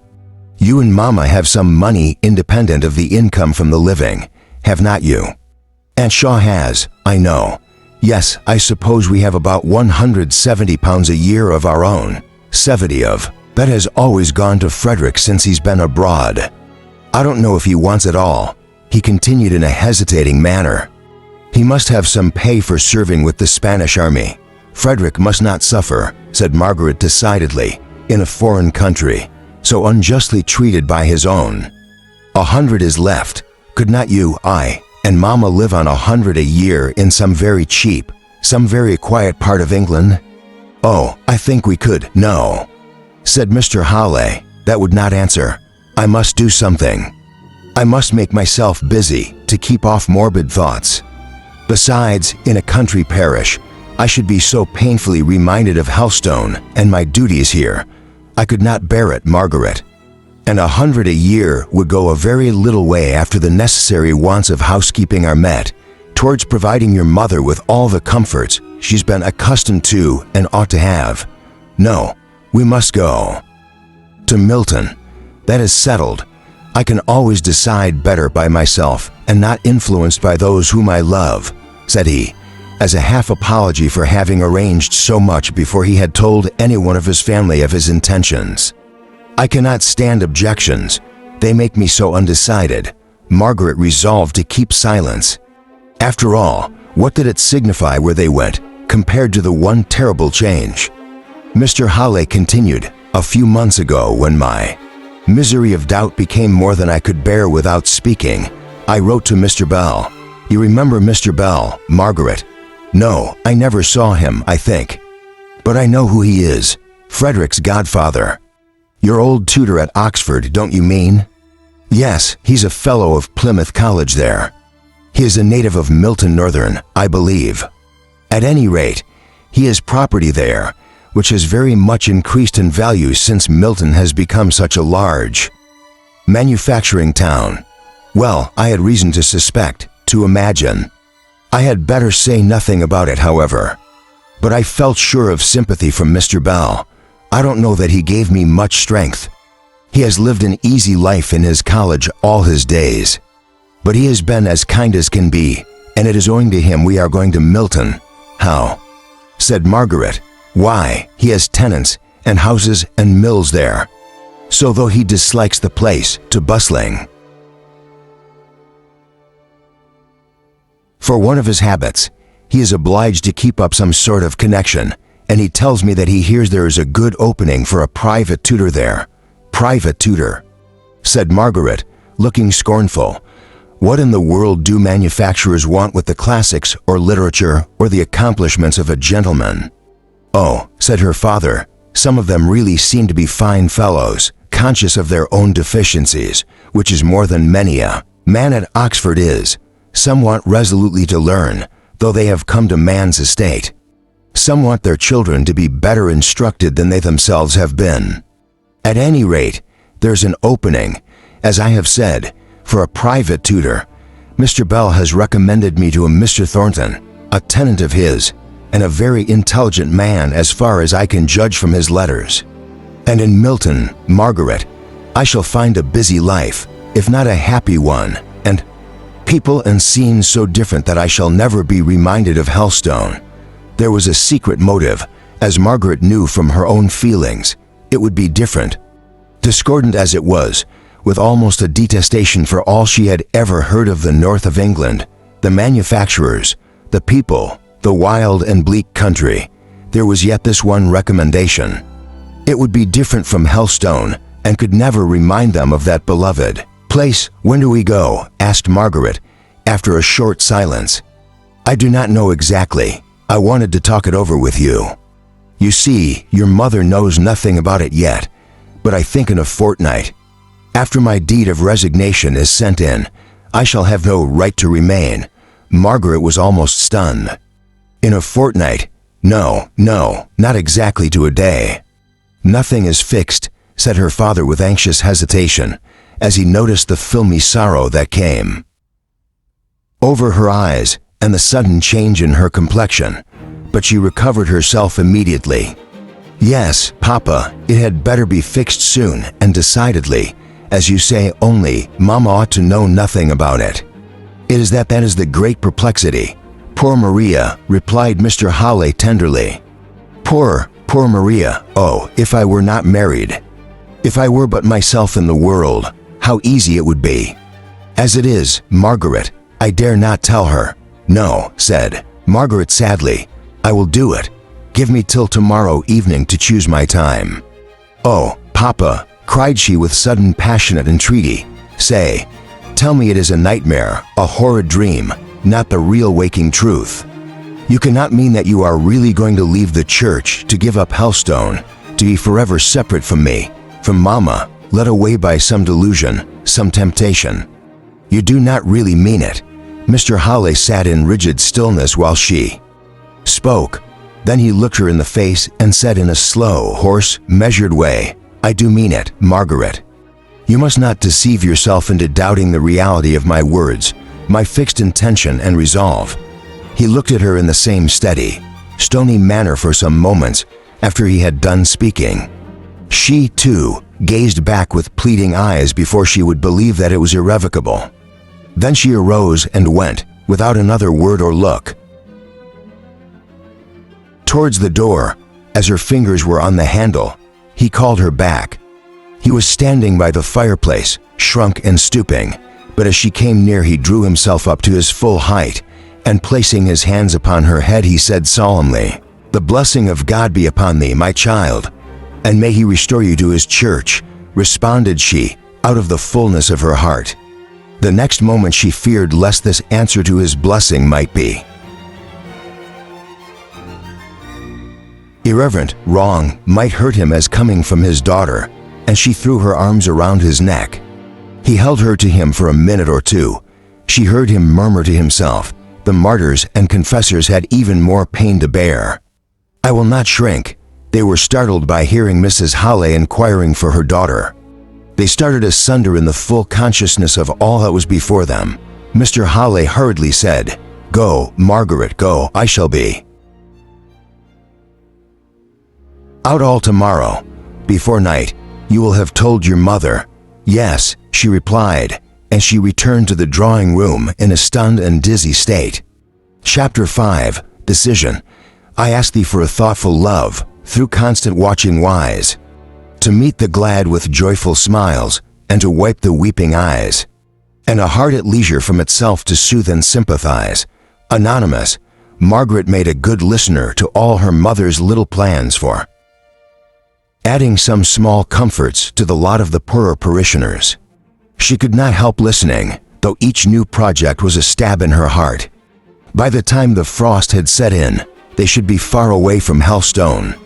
Old Simon's rheumatism might be bad, and his eyesight worse.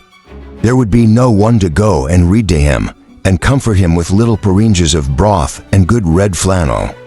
Or if there was, it would be a stranger, and the old man would watch in vain for her. Mary Domville's little crippled boy would crawl in vain to the door and look for her coming through the forest. These poor friends would never understand why she had forsaken them, and there were many others besides. Papa has always spent the income he derived from living in the parish. I am perhaps encroaching upon the next dues, but the winter is likely to be severe, and our poor old people must be helped. Oh, Mama, let us do all we can, said Margaret eagerly, not seeing the prudential side of the question, only grasping at the idea that they were rendering such help for the last time. "We may not be here long. Do you feel ill, my darling?" asked Mrs. Halley anxiously, misunderstanding Margaret's hint of the uncertainty of their stay at Helstone. "You look pale and tired. It's this soft, damp, unhealthy air." No, Mama, it's not that. It's delicious air. It smells of the freshest, purest fragrance after the smokiness of Harley Street. But I am tired. It surely must be near bedtime, not far off. It's 9:30. You'd better go to bed at once, dear. Ask Dixon for some gruel. I'll come and see you as soon as you're in bed. I'm afraid you've taken cold or the bad air from some of the stagnant ponds. Oh, Mama, said Margaret, faintly smiling as she kissed her mother. I'm quite well. Don't alarm yourself about me. I'm only tired. Margaret went upstairs. To soothe her mother's anxiety, she submitted to a basin of gruel. She was lying languidly in bed when Mrs. Halley came up to make some last inquiries and kiss her before going to her own room for the night. But the instant she heard her mother's door lock, she sprang out of bed, and throwing her dressing gown on, she began to pace up and down the room until the creaking of one of the old boards reminded her that she must make no noise. She went and curled herself up on the window seat in the small, deeply recessed window. That morning, when she had looked out, her heart had danced at seeing the bright, clear lights on the church tower, which foretold a fine and sunny day. This evening, 16 hours at most had passed by. She sat down, too full of sorrow to cry, but with a dull, cold pain, which seemed to have pressed the youth and buoyancy out of her heart, never to return. Mr. Henry Lennox's visit, his offer, was like a dream, a thing beside her actual life. The hard reality was that her father had so admitted tempting doubts into his mind as to become a schismatic, an outcast. All the changes consequent upon this grouped themselves around that one great blighting fact. She looked out upon the dark gray lines of the church tower, square, and straight in the center of the view, cutting against the deep blue transparent depths beyond, into which she gazed and felt that she might gaze forever, seeing at every moment some farther distance, and yet no sign of God. It seemed to her at the moment as if the earth was more utterly desolate than if girt in by an iron dome, behind which there might be the ineffaceable peace and glory of the Almighty. Those never-ending depths of space in there. Still serenity were more mocking to her than any material bounds could be, shutting in the cries of earth sufferers, which now might ascend into that infinite splendor of vastness and be lost forever before they reached his throne. In this mood, her father came in unheard. The moonlight was strong enough to let him see his daughter in her unusual place and attitude. He came to her and touched her shoulder before she was aware that he was there. "Margaret, I heard you were up. I could not help coming in to ask you to pray with me, to say the Lord's Prayer. That will do good to both of us." Mr. Halley and Margaret knelt by the window seat. He looking up, she bowed down in humble shame. God was there, close around them, hearing her father's whispered words. Her father might be a heretic, but had not she, in her despairing doubts not 5 minutes before, shown herself a far more utter skeptic? She spoke not a word, but stole to bed after her father had left her, like a child ashamed of its fault. If the world was full of perplexing problems, she would trust and only ask to see the one step needful for the hour. Mr. Lennox, his visit, his proposal, the remembrance of which had been so rudely pushed aside by the subsequent events of the day, haunted her dreams that night. He was climbing up some tree of fabulous height to reach the branch whereon was slung her bonnet. He was falling, and she was struggling to save him, but held back by some invisible powerful hand. He was dead. And yet, with the shifting of the scene, she was once more in the Harley Street drawing room, talking to him as of old, and still with a consciousness all the time that she had seen him killed by that terrible fall, miserable, unresting night. Ill preparation for the coming day, she awoke with a start, unrefreshed and conscious of some reality worse even than her feverish dreams. It all came back upon her, not merely the sorrow, but the terrible discord in the sorrow. Where, to what distance apart, had her father wandered, led by doubts which were, to her, temptations of the evil one? She longed to ask, and yet would not have heard for all the world. The fine crisp morning made her mother feel particularly well and happy at breakfast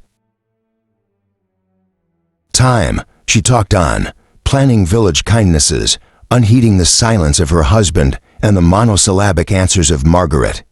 Before the things were cleared away, Mr. Halley got up. He leaned one hand on the table as if to support himself. "I shall not be home till evening. I'm going to Bracy Common and will ask Farmer Dobson to give me something for dinner. I shall be back to tea at 7 o'clock. He did not look at either of them, but Margaret knew what he meant. By 7 o'clock, the announcement must be made to her mother. Mr. Halley would have delayed making it till 6:30 o'clock, but Margaret was a different stuff. She could not bear the impending weight on her mind all the day long. Better get the worst over. The day would be too short to comfort her mother. But while she stood by the window, thinking how to begin and waiting for the servant to have left the room, her mother had gone upstairs to put on her things to go to the school. She came down ready equipped, in a brisker mood than usual. "Mother, come round the garden with me this morning, just one turn," said Margaret, putting her arm around Mrs. Hale's waist. They passed through the open window. Mrs. Halley spoke, said something, Margaret could not tell what. Her eye caught on a bee entering a deep-belled flower. When that bee flew forth with his spoil, she would begin, that should be the sign. Out he came. Mama, Papa is going to leave Hellstone, she blurted forth. He's going to leave the church and live in Milton Northern. There were the three hard facts, hardly spoken. What makes you say so? Asked Mrs. Halley in a surprised, incredulous voice. Who's been telling you such nonsense? Papa himself, said Margaret, longing to say something gentle and consoling, but literally not knowing how. They were close to a garden bench. Mrs. Halley sat down and began to cry. I don't understand you, she said. Either you've made some great mistake, or I don't quite understand you. No, Mother, I have made no mistake. Papa has written to the bishop saying that he has such doubts that he cannot conscientiously remain a priest of the Church of England, and that he must give up Hellstone. He has also consulted Mr. Bell, Frederick's godfather, you know, Mama, and it is arranged that we go to live in Milton Northern. Mrs. Halley looked up in Margaret's face all the time she was speaking these words. The shadow on her countenance told that she at least believed in the truth of what she said. I don't think it can be true, said Mrs. Halley at length. He would surely have told me before it came to this. It came strongly upon Margaret's mind that her mother ought to have been told that whatever her faults of discontent and repining might have been, it was an error in her father to have left her to learn his change of opinion and his approaching change of life from her better-informed child. Margaret sat down by her mother and took her unresisting head on her breast, bending her own soft cheeks down caressingly to touch her face. Dear, darling Mama, we were so afraid of giving you pain. Papa felt so acutely, you know you're not strong, and there must have been such terrible suspense to go through. When did he tell you, Margaret? Yesterday. Only yesterday, replied Margaret, detecting the jealousy which prompted the inquiry. Poor Papa, trying to divert her mother's thoughts into compassionate sympathy for all her father had gone through. Mrs. Halley raised her head. What does he mean by having doubts? She asked. Surely he does not mean that he thinks differently, that he knows better than the church. Margaret shook her head, and the tears came into her eyes as her mother touched the bare nerve of her own regret. Well, can't the bishop set him right? Asked Mrs. Halley half impatiently.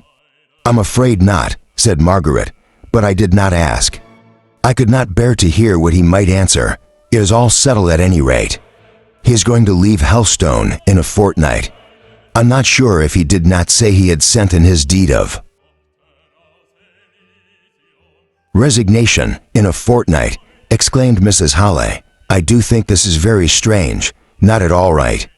I call it very unfeeling, said she, beginning to take relief in tears. He has doubts, you say, and gives up his living, and all without consulting me. I dare say if he had told me his doubts at the first, I could have nipped them in the bud. Mistaken as Margaret felt her father's conduct to have been, she could not bear to hear it blamed by her mother. She knew that his very reserve had originated in a tenderness for her, which might be cowardly, but was not unfeeling. I almost hope you might have been glad to leave Hellstone, Mama, said she after a pause. You have never been well in this air, you know. You can't think the smoky air of a manufacturing town, all chimneys and dirt like Milton Northern would be better than this air, which is pure and sweet, if it is too soft and relaxing. Fancy living in the middle of factories and factory people. Though, of course, if your father leaves the church, we shall not be admitted into society anywhere. It will be such a disgrace to us. Poor dear Sir John. It is while he is not alive to see what your father has come to. Every day after dinner, when I was a girl, living with your Aunt Shaw at Beresford Court, Sir John used to give for the first toast, Church and King, and down with the rump. Margaret was glad that her mother's thoughts were turned away from the fact of her husband's silence to her on the point which must have been so near his heart. Next to the serious vital anxiety as to the nature of her father's doubts, This was the one circumstance of the case that gave Margaret the most pain. "You know, we have very little society here, Mama. The Gormans, who are our nearest neighbors, to call society, and we hardly ever see them, have been in trade just as much as these Milton northern people." "Yes," said Mrs. Halley almost indignantly, "but at any rate, the Gormans made carriages for half the gentry of the county and were brought into some kind of intercourse with them. But these factory people, who on earth wears cotton that can afford linen? Well, Mama, I give up the cotton spinners. I am not standing up for them any more than for any other.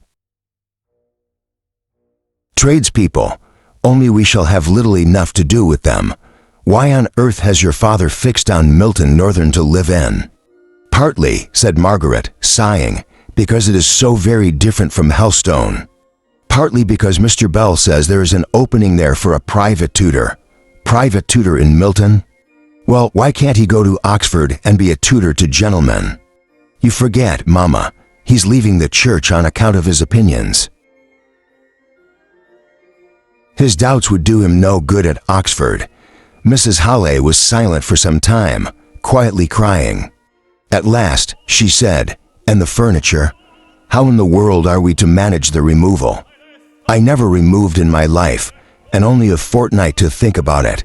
Margaret was inexpressibly relieved to find that her mother's anxiety and distress were lowered to this point, so insignificant to herself, and on which she could do so much to help. She planned and promised and led her mother on to arrange fully as much as could be fixed before they knew somewhat more definitely what Mr. Halley intended to do. Throughout the day, Margaret never left her mother, bending her whole soul to sympathize in all the various turns her feelings took. Towards evening especially, as she became more and more anxious that her father should find a soothing welcome home awaiting him after his return from his day of fatigue and distress, she dwelt upon what he must have borne in secret for long. Her mother only replied coldly that he ought to have told her, and that then, at any rate, he would have had an adviser to give him counsel. And Margaret turned faint at heart when she heard her father's step in the hall. She dared not go to meet him and tell him what she had done all day for fear of her mother's jealous annoyance. She heard him linger as if awaiting her or some sign of her, and she dared not stir. She saw by her mother's twitching lips and changing color that she too was aware that her husband had returned. Presently, he opened the room door and stood there uncertain whether to come in. His face was gray and pale. He had a timid, fearful look in his eyes, something almost pitiful to see in a man's face. But that look of despondent uncertainty, of mental and bodily languor, touched his wife's heart. She went to him and threw herself on his breast, crying out, "Oh, Richard, Richard, you should have told me sooner." And then, in tears, Margaret left her as she rushed upstairs to throw herself on her bed and hide her face in the pillows to stifle the hysteric sobs that would force their way at last, after the rigid self-control of the whole day. How long she lay thus, she could not tell. She heard no noise, though the housemaid came in to arrange the room. The affrighted girl stole out again on tiptoe and went and told Mrs. Dixon that Miss Halley was crying as if her heart would break. She was sure she would make herself deadly ill if she went on at that rate. In consequence of this, Margaret felt herself touched and started up into a sitting posture. She saw the accustomed room, the figure of Dixon in shadow, as the latter stood holding the candle a little behind her for fear of the effect on Miss Hale's startled eyes, swollen and blinded as they were. "Oh, Dixon, I did not hear you come into the room," said Margaret, resuming her trembling self-restraint. "Is it very late?" continued she, lifting herself languidly off the bed, yet letting her feet touch the ground without fairly standing down as she shaded her wet, ruffled hair off her face and tried to look as though nothing were the matter, as if she had only been asleep. "I hardly can tell what time it is," replied Dixon in an aggrieved tone of voice. "Since your mama told me this terrible news when I dressed her for tea, I've lost all count of time. I'm sure I don't know what is to become of us all. When Charlotte told me just now you were sobbing, Miss Halley, I thought, no wonder, poor thing, and Master thinking of turning dissenter at his time of life, when, if it's not to be said he's done well in the church, he's not done badly after all.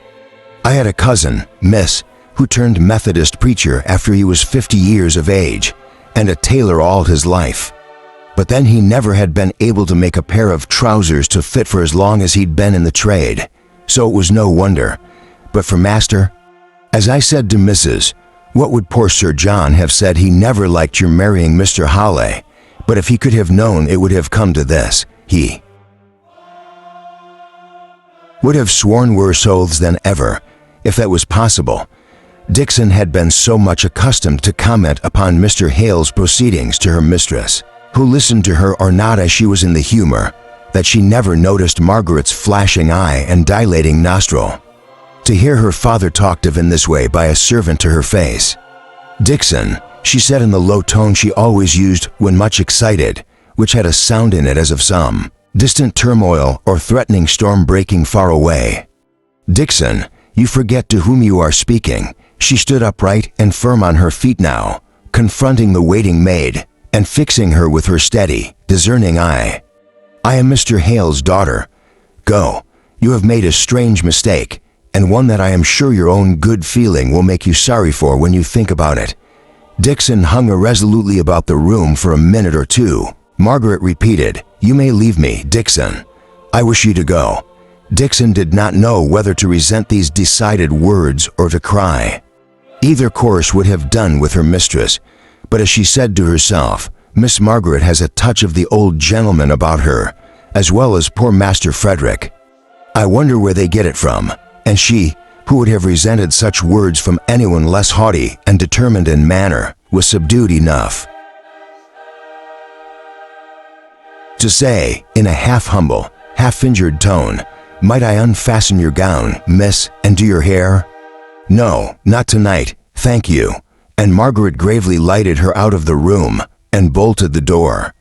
From henceforth, Dixon obeyed and admired Margaret.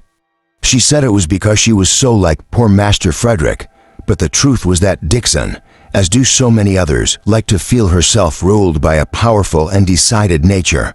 Margaret needed all Dixon's help in action and silence in words. For some time, the latter thought it her duty to show her sense of affront by saying as little as possible to her young lady. So the energy came out in doing, rather than in speaking. A fortnight was a very short time to make arrangements for so serious a removal. As Dixon said, anyone but a gentleman, indeed, almost any other gentleman ... but catching a look at Margaret's straight, stern brow. Just here, she coughed the remainder of the sentence away, and meekly took the whorehound drop that Margaret offered her to stop, that little tickling at my chest. "Miss, but almost anyone but Mr. Halley would have had practical knowledge enough to see that in so short a time, it would be difficult to fix on any house in Milton Northern, or indeed elsewhere, to which they could remove the furniture that had of necessity to be taken out of Helstone Vicarage.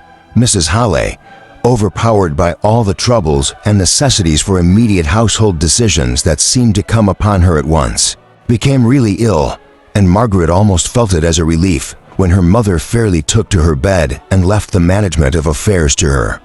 Dixon, true to her post of bodyguard, attended most faithfully to her mistress, and only emerged from Mrs. Hale's bedroom to shake her head and murmur to herself in a manner which Margaret did not choose to hear. For the one thing clear and straight before her was the necessity for leaving Helstone. Mr. Hale's successor, in the living, was appointed, and at any rate, after her father's decision, there must be no lingering now for his sake, as well as from every other consideration. For he came home every evening more and more depressed after the necessary leave-taking which he had resolved to have with every individual parishioner. Margaret, inexperienced as she was in all the necessary matter-of-fact business to be got through, did not know to whom to apply for advice. The cook and Charlotte worked away with willing arms and stout hearts at all the moving and packing, and as far as that went, Margaret's admirable sense enabled her to see what was best and to direct how it should be done. But where were they to go to in a week? They must be gone. Straight to Milton, or where? So many arrangements depended on this decision that Margaret resolved to ask her father one evening, in spite of his evident fatigue and low spirits. He answered, "My dear, I've really had too much to think about to settle this. What does your mother say? What does she wish?" Poor Maria. He met with an echo even louder than his sigh. Dixon had just come into the room for another cup of tea for Mrs. Halley, and catching Mr. Hale's last words, and protected by his presence from Margaret's upbraiding eyes, made bold to say, "My poor mistress, you don't think her worse today," said Mr. Halley, turning hastily. "I'm sure I can't say, sir, it's not for me to judge. The illness seems so much more on the mind than on the body." Mr. Halley looked infinitely distressed. "You had better take Mama her tea while it is hot, Dixon," said Margaret in a tone of quiet authority. "Oh, I beg your pardon, miss. My thoughts was otherwise occupied in thinking of my poor, of Mrs. Halley." "Papa," said Margaret, "it is this suspense that is bad for you both. Of course Mama must feel your change of opinions. We can't help that," she continued softly. "But now the course is clear, at least to a certain point, and I think, Papa, that I could get Mama to help me in planning if you could tell me what to plan for. She's never expressed any wish in any way, and only thinks of what can't be helped. Are we to go straight to Milton? Have you taken a house there?" "No," he replied. "I suppose we must go into lodgings and look about for a house, and pack up the furniture so that it can be left at the railway station till we have met with one?" "I suppose so. Do what you think best. Only remember, we should have much less money to spend." They had never had much superfluity, as Margaret knew. She felt that it was a great weight suddenly thrown upon her shoulders. For months ago, all the decisions she needed to make were what dress she should wear for dinner, and to help Edith to draw out the lists of who should take down whom in the dinner parties at home. Nor was the household in which she lived one that called for much decision. Except in the one grand case of Captain Lennox's offer, everything went on with the regularity of clockwork. Once a year, there was a long discussion between her aunt and Edith as to whether they should go to the Isle of Wight, abroad, or to Scotland. But at such times, Margaret herself was secure of drifting, without any exertion of her own, into the quiet harbor of home. Now, since that day when Mr. Lennox came and startled her into a decision, every day brought some question, momentous to her and to those whom she loved, to be settled. Her father went up after tea to sit with his wife. Margaret remained alone in the drawing room. Suddenly, she took a candle and went into her father's study for a great atlas, and lugging it back into the drawing room, she began to pore over the map of England. She was ready to look up brightly when her father came downstairs. "Papa, I have hit upon such a beautiful plan. Look here, in Darkshire, hardly the breadth of my finger from Milton, is Heston, which I've often heard of from people living in the north as such a pleasant little bathing place. Now, don't you think that we could get Mama there with Dixon while you and I go and look houses, and get one all ready for her in Milton? She would get a breath of sea air to set her up for the winter, and be spared all the fatigue, and Dixon would enjoy taking care of her." "Is Dixon to go with us?" asked Mr. Halley, in a kind of helpless dismay. "Oh, yes," said Margaret. "Dixon quite intends it, and I don't know what Mama would do without her. But we shall have to put up with a very different way of living, I'm afraid. Everything is so much dearer in a town. I doubt if Dixon can make herself comfortable. To tell you the truth, Margaret, I sometimes feel as if that woman gave herself airs." "To be sure she does, Papa," replied Margaret. "And if she has to put up with a different style of living, we shall have to put up with her airs, which will be worse. But she really loves us all and would be miserable to leave us, I'm sure, especially in this change. So for Mama's sake, and for the sake of her faithfulness, I do think she must go. Very well, my dear. Go on, I'm resigned. How far is Heston from Milton? The breadth of one of your fingers does not give me a very clear idea of distance. Well, then, I suppose it is 30 miles. That's not much, not in distance, but in ... never mind. If you really think it will do your mother good, let it be fixed so. This was a great step. Now Margaret could work and act and plan in good earnest. And now Mrs. Halley could rouse herself from her languor and forget her real suffering in thinking of the pleasure and the delight of going to the seaside. Her only regret was that Mr. Halley could not be with her all the fortnight she was to be there, as he had been for a whole fortnight once when they were engaged, and she was staying with Sir John and Lady Beresford at Torquay. Creak, creak, creak, creak, creak, creak, creak, creak. Creak, creak, creak, creak, creak, creak, creak, creak. Creak, creak, creak, creak, creak, creak, creak, creak. Creak, creak, creak, creak, creak, creak, creak, creak. Creak, creak, creak, creak, creak, creak, creak, creak, creak. Creak, creak, creak, creak, creak, creak, creak, creak. Creak, creak, creak, creak,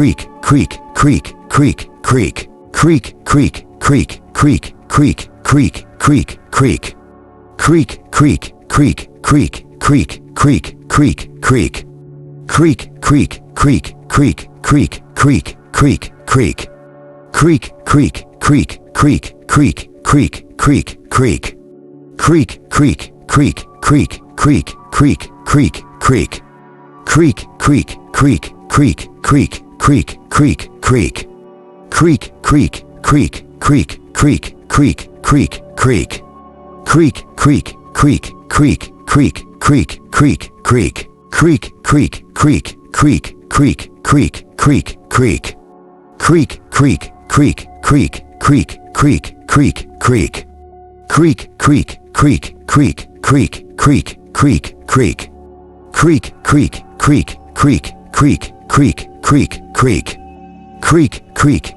creak, creak, creak, creak, creak. Creak, creak, creak, creak, creak,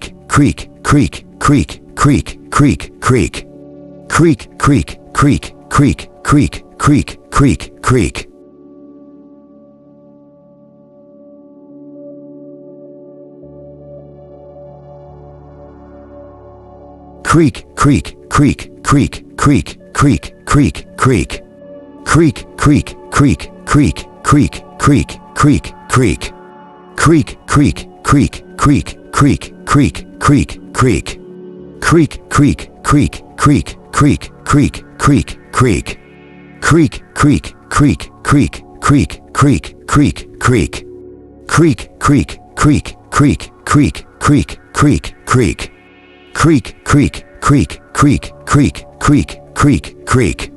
Creak, creak, creak, creak, creak, creak, creak, creak. Creak, creak, creak, creak, creak, creak, creak, creak. Creak, creak, creak, creak, creak, creak, creak, creak. Creak, creak, creak, creak, creak, creak, creak, creak. Creak, creak, creak, creak, creak, creak, creak, creak. Creak,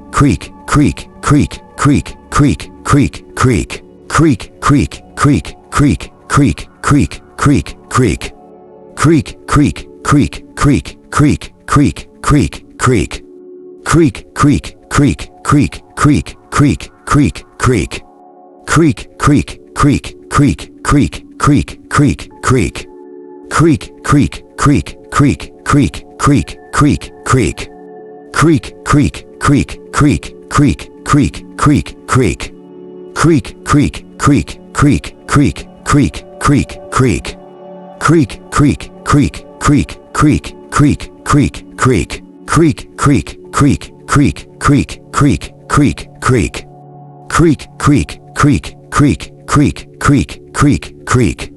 Creak, creak, creak, creak, creak, creak, creak, creak. Creak, creak, creak, creak, creak, creak, creak, creak. Creak, creak, creak, creak, creak, creak, creak, creak. Creak, creak, creak, creak, creak, creak, creak, creak. Creak, creak, creak, creak, creak, creak, creak, creak. Creak, creak, creak, creak, creak, creak, creak, creak. Creak, creak, creak, creak, creak, creak, creak, creak. Creak, creak, creak, creak, creak, creak, creak, creak. Creak, creak, creak, creak. Creak, creak, creak, creak, creak, creak. Creak a small branch, it might be of rotten wood or it might be broken by force, came heavily down in the nearest part of the forest. Margaret ran swift as Camilla down to the window and rapped at it with a hurried tremulousness which startled Charlotte within. "Let me in, let me in. It's only me, Charlotte."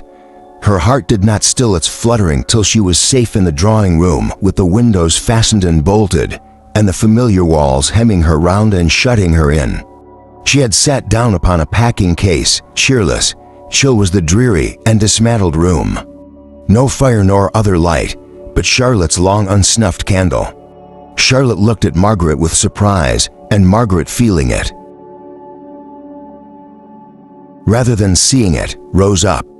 "I was afraid you were shutting me out altogether, Charlotte," said she, half smiling, "and then you would never have heard me in the kitchen, and the doors into the lane and churchyard are locked long ago.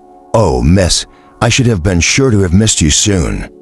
The men would have wanted you to tell them how to go on, and I've put tea in Master's study, as being the most comfortable room, so to speak. Thank you, Charlotte. You are a kind girl. I shall be sorry to leave you. You must try and write to me if I can ever give you any little help or good advice. I shall always be glad to get a letter from Helstone, you know. I shall be sure and send you my address when I know it." The study was all ready for tea. There was a good blazing fire and unlighted candles on the table. Margaret sat down on the rug, partly to warm herself, for the dampness of the evening hung about her dress, and over-fatigue had made her chilly. She kept herself balanced by clasping her hands together around her knees. Her head drooped a little towards her chest.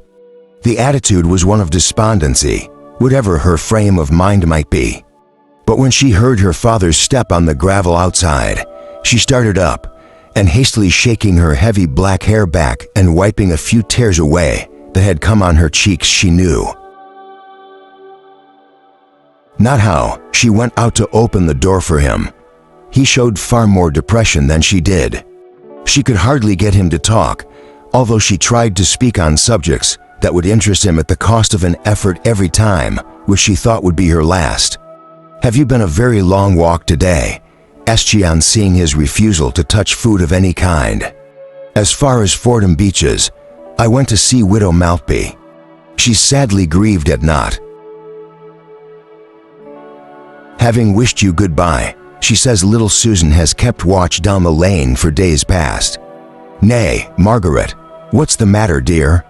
The thought of the little child watching for her and continually disappointed from no forgetfulness on her part, but from sheer inability to leave home, was the last drop in poor Margaret's cup, and she was sobbing away as if her heart would break. Mr. Halley was distressingly perplexed. He rose and walked nervously up and down the room. Margaret tried to check herself, but would not speak until she could do so with firmness. She heard him talking as if to himself, "I cannot bear it. I cannot bear to see the sufferings of others. I think I could go through my own with patience. Oh, is there no going back?" "No, father," said Margaret, looking straight at him and speaking low and steadily. "It is bad to believe you in error. It would be infinitely worse to have known you a hypocrite." She dropped her voice at the last few words, as if entertaining the idea of hypocrisy for a moment in connection with her father savored of irreverence. "Besides," she went on, "it's only that I'm tired tonight. Don't think that I'm suffering from what you have done, dear papa. "We can't either of us talk about it tonight. I believe," said she, finding that tears and sobs would come in spite of herself. "I better go and take Mama up this cup of tea. She had hers very early when I was too busy to go to her, and I'm sure she will be glad of another now." Railroad time inexorably wrenched them away from lovely, beloved Hellstone the next morning. They were gone. They had seen the last of the long, low parsonage home, half covered with china roses and pyracanthus, more homelike than ever in the morning sun that glittered on its windows, each belonging to some well-loved room. Almost before they had settled themselves into the car, sent from Southampton to fetch them to the station, they were gone away to return no more. A sting at Margaret's heart made her strive to look out to catch the last glimpse of the old church tower at the turn where she knew it might be seen above a wave of the forest trees. But her father remembered this too, and she silently acknowledged his greater right to the one window from which it could be seen. She leaned back and shut her eyes, and the tears welled forth and hung glittering for an instant on the shadowing eyelashes before rolling slowly down her cheeks and dropping unheeded on her dress. They were to stop in London all night at some quiet hotel. Poor Mrs. Halley had cried in her way nearly all day long, and Dixon showed her sorrow by extreme crossness and a continual irritable attempt to keep her petticoats from even touching the unconscious Mr. Halley, whom she regarded as the origin of all this suffering. They went through the well-known streets, past houses which they had often visited, past shops in which she had lounged impatient by her aunt's side while that lady was making some important and interminable decision. They absolutely passed acquaintances in the streets, for though the morning had been of an incalculable length to them, and they felt as if it ought long ago to have closed in for the repose of darkness, it was the very busiest time of a London afternoon in November when they arrived there. It was long since Mrs. Halley had been in London, and she roused up almost like a child to look about her at the different streets, and to gaze after and exclaim at the shops and carriages. "Oh, there's Harrison's, where I bought so many of my wedding things, dear. How altered they've got immense plate glass windows, larger than Crawford's in Southampton. Oh, and there, I declare, oh no, it's not, yes it is. Margaret, we've just passed Mr. Henry Lennox. Where can he be going among all these shops?" Margaret started forwards, and as quickly fell back, half smiling at herself at the sudden motion. They were 100 yards away by this time, but he seemed like a relic of Hellstone. He was associated with a bright morning, an eventful day, and she should have liked to have seen him without his seeing her, without the chance of their speaking. The evening, without employment, passed in a room high up and in a hotel was long and heavy. Mr. Halley went out to his bookseller's and to call on a friend or two. Everyone they saw, either in the house or out in the streets, appeared hurrying to some appointment expected by or expecting somebody. They alone seemed strange and friendless and desolate, yet within a mile, Margaret knew of house after house where she for her own sake, and her mother for her Aunt Shaw's would be welcomed if they came in gladness or even in peace of mind. If they came sorrowing and wanting sympathy in a complicated trouble like the present, then they would be felt as a shadow in all these houses of intimate acquaintances.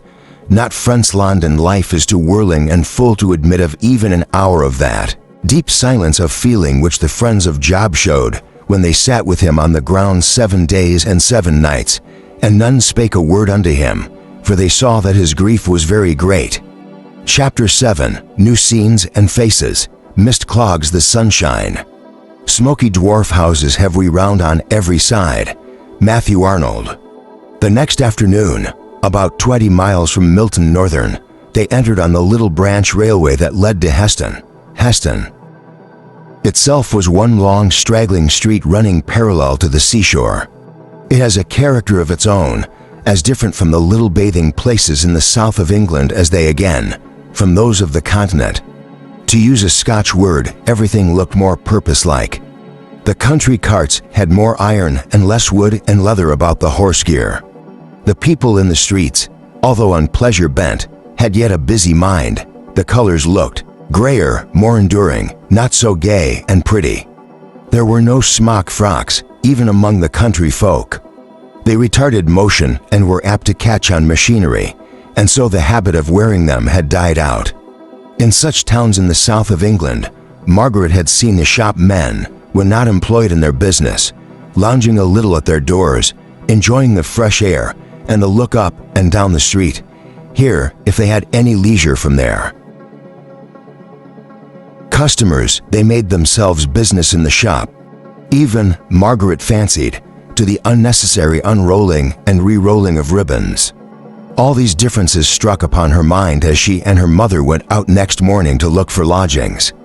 Their 2 nights at hotels had cost more than Mr. Halley had anticipated, and they were glad to take the first clean, cheerful rooms they met with that were at liberty to receive them, there for the first time for many days did Margaret feel at rest. There was a dreaminess in the rest too, which made it still more perfect and luxurious to repose in. The distant sea lapping the sandy shore with measured sound, the nearer cries of the donkey boys, the unusual scenes moving before her like pictures, which she cared not in her laziness to have fully explained before they passed away. The stroll down to the beach to breathe the sea air, soft and warm. On that sandy shore even to the end of November. The great, long, misty sea line touching the tender-colored sky, the white sail of a distant boat turning silver in some pale sunbeam. It seemed as if she could dream her life away in such luxury of pensiveness, in which she made her present all in all, from not daring to think of the past or wishing to contemplate the future. But the future must be met, however stern and iron it be, one evening.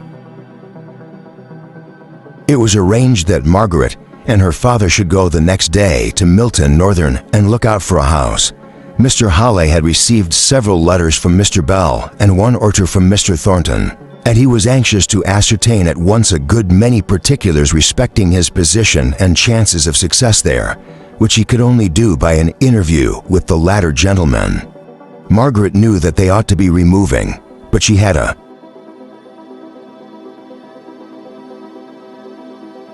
repugnance to the idea of a manufacturing town and believed that her mother was receiving benefit from Heston air, so she would willingly have deferred the expedition to Milton. For several miles before they reached Milton, they saw a deep lead-colored cloud hanging over the horizon in the direction in which it lay. It was all the darker from contrast with the pale gray blue of the wintry sky, for in Heston there had been the earliest signs of frost. Nearer to the town, the air had a faint taste and smell of smoke. Perhaps, after all, more a loss of the fragrance of grass and herbage than any positive taste or smell. Quick they were whirled over long, straight, hopeless streets of regularly built houses, all small and of brick. Here and there, a great oblong, many-windowed factory stood up like a hen among her chickens, puffing out her black, unparliamentary smoke insufficiently, accounting for the cloud which Margaret had taken to foretell rain. As they drove through the larger and wider streets from the station to the hotel, they had to stop constantly. Great loaded lorries blocked up the not over-wide thoroughfares. Margaret had now and then been into the city in her drives with her aunt, but though the heavy lumbering vehicles seemed various in their purposes and intent, here every van, every wagon and truck bore cotton, either in the raw shape in bags or the woven shape in bales of calico. People thronged the footpaths, most of them well-dressed as regarded the material, but with a slovenly looseness which struck Margaret as different from the shabby, threadbare smartness of a similar class in London. "New Street," said Mr. Halley. "This, I believe, is the principal street in Milton. Bell has often spoken to me about it. It was the opening of this street from a lane into a great thoroughfare 30 years ago, which has caused his property to rise so much in value. Mr. Thornton's mill must be somewhere not very far off, for he is Mr. Bell's tenant, but I fancy he dates from his warehouse. Where's our hotel, Papa?" "Close to the end of this street, I believe." Shall we have lunch before or after we have looked at the houses we marked in the Milton Times? Oh, let us get our work done first. Very. Well, then I will only see if there is any note or letter for me from Mr. Thornton, who said he would let me know anything he might hear about these houses, and then we will set off. We will keep the cab. It will be safer than losing ourselves and being too late for the train this afternoon. There were no letters awaiting him. They set out on their house hunting. £30 a year was all they could afford to give, but in Hampshire they could.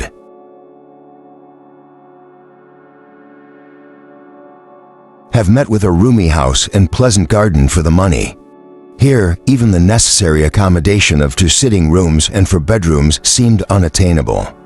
They went through their list, rejecting each as they visited it. Then they looked at each other in dismay. We must go back to the second, I think. That one in Crampton, don't they call the suburb? There were 3 sitting rooms. Don't you remember how we laughed at the number compared with the 3 bedrooms? But I've planned it all. The front room downstairs is to be your study and our dining room. Poor Papa, for, you know, we settled Mama is to have as cheerful a sitting room as we can get. And that front room upstairs with the atrocious blue and pink paper and heavy cornice had really a pretty view over the plain with a great bend of river or canal or whatever it is down below. Then I could have the little bedroom behind in that projection at the head of the first flight of stairs over the kitchen, you know? And you and Mama, the room behind the drawing room, and that closet in the roof will make you a splendid dressing room. But Dixon, the girl we are to have to help, oh, wait a minute. I'm overpowered by the discovery of my own genius for management. Dixon is to have, let me see, I had it once. The back sitting room, I think she will like that. She grumbles so much about the stairs at Heston, and the girl is to have that sloping attic over your room and Mama's. Won't that do? I dare say it will, but the papers, what taste? And the overloading such a house with color and such heavy cornices. Never mind, Papa, surely you can charm the landlord into repapering 1 or 2 of the rooms. The drawing room and your bedroom, for Mama will come most in contact with them, and your bookshelves will hide a great deal of that gaudy pattern in the dining room. Then you think it the best. If so, I'd better go at once and call on this Mr. Donkin, to whom the advertisement refers me. I will take you back to the hotel where you can order lunch and rest, and by the time it is ready, I shall be with you. I hope I shall be able to get new papers. Margaret hoped so too, though she said nothing. She had never come fairly in contact with a taste that loves ornament, however bad, more than the plainness and simplicity which are of themselves the framework of elegance. Her father took her through the entrance of the hotel, and leaving her at the foot of the staircase, went to the address of the landlord of the house they had fixed upon. Just as Margaret had her hand on the door of their sitting room, she was followed by a quick-stepping waiter. "I beg your pardon, ma'am. The gentleman was gone, so." Quickly, I had no time to tell him. Mr. Thornton called almost directly after you'd left, and as I understood from what the gentleman said, you'd be back in an hour. I told him so, and he came again about 5 minutes ago and said he would wait for Mr. Hawley. He's in your room now. Ma single quotes and thank you. My father will return soon, and then you can tell him. Margaret opened the door and went in with a straight, fearless, dignified presence habitual to her. She felt no awkwardness. She had too much the habits of society for that. Here was a person come on business to her father, and as he was one who had shown himself obliging, she was disposed to treat him with a full measure of civility. Mr. Thornton was a good deal more surprised and discomforted than she. Instead of a quiet, middle-aged clergyman, a young lady came forward with frank dignity, a young lady of a different type to most of those he was in the habit of seeing. Her dress was very plain, a close straw bonnet of the best material and shape trimmed with white ribbon, a dark silk gown without any trimming or flounce, a large Indian shawl which hung about her in long, heavy folds, and which she wore as an empress wears her drapery. He did not understand who she was as he caught the simple, straight, unabashed look, which showed that his being there was of no concern to the beautiful countenance, and called up no flush of surprise to the pale ivory of the complexion. He had heard that Mr. Halley had a daughter, but he had imagined that she was a little girl. "Mr. Thornton, I believe," said Margaret, after a half-instant's pause, during which his unready words would not come. "Will you sit down? My father brought me to the door not a minute ago, but unfortunately, he was not told that you were here, and he's gone. Away on some business, but he will come back almost directly. I'm sorry you've had the trouble of calling twice." Mr. Thornton was in habits of authority himself, but she seemed to assume some kind of rule over him at once. He had been getting impatient at the loss of his time on a market day the moment before she appeared. Yet now he calmly took a seat at her bidding. "Do you know where it is that Mr. Halley has gone to? Perhaps I might be able to find him. He's gone to a Mr. Donkin's in Canute Street. He's the landlord of the house my father wished to take in Crampton." Mr. Thornton knew the house. He had seen the advertisement and been to look at it. In compliance with the request of Mr. Bells that he would assist Mr. Halley to the best of his power, and also instigated by his own interest in the case of a clergyman who had given up his living under circumstances such as those of Mr. Halley, Mr. Thornton had thought that the house in Crampton was really just the thing. But now that he saw Margaret with her superb ways of moving and looking, he began to feel ashamed of having imagined that it would do very well for the Hales, in spite of a certain vulgarity in it which had struck him at the time of his looking it over. Margaret could not help her looks, but the short, curled upper lip, the round, massive, upturned chin, the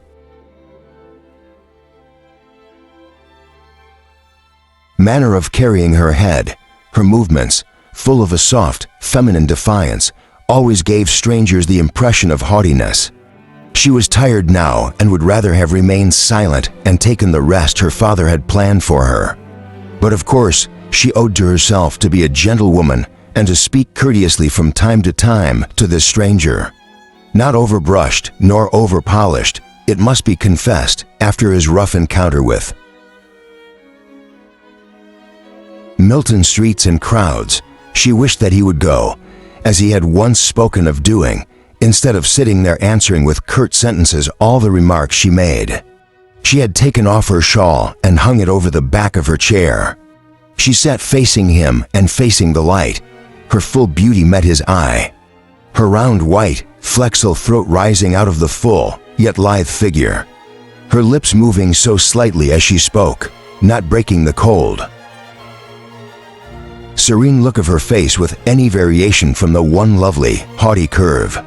Her eyes, with their soft gloom, meeting his with quiet maiden freedom. He almost said to himself that he did not like her before their conversation ended. He tried so to compensate himself for the mortified feeling that while he looked upon her with an admiration he could not repress, she looked at him with proud indifference, taking him, he thought, for what in his irritation he told himself he was a great rough fellow, with not a grace or a refinement about him.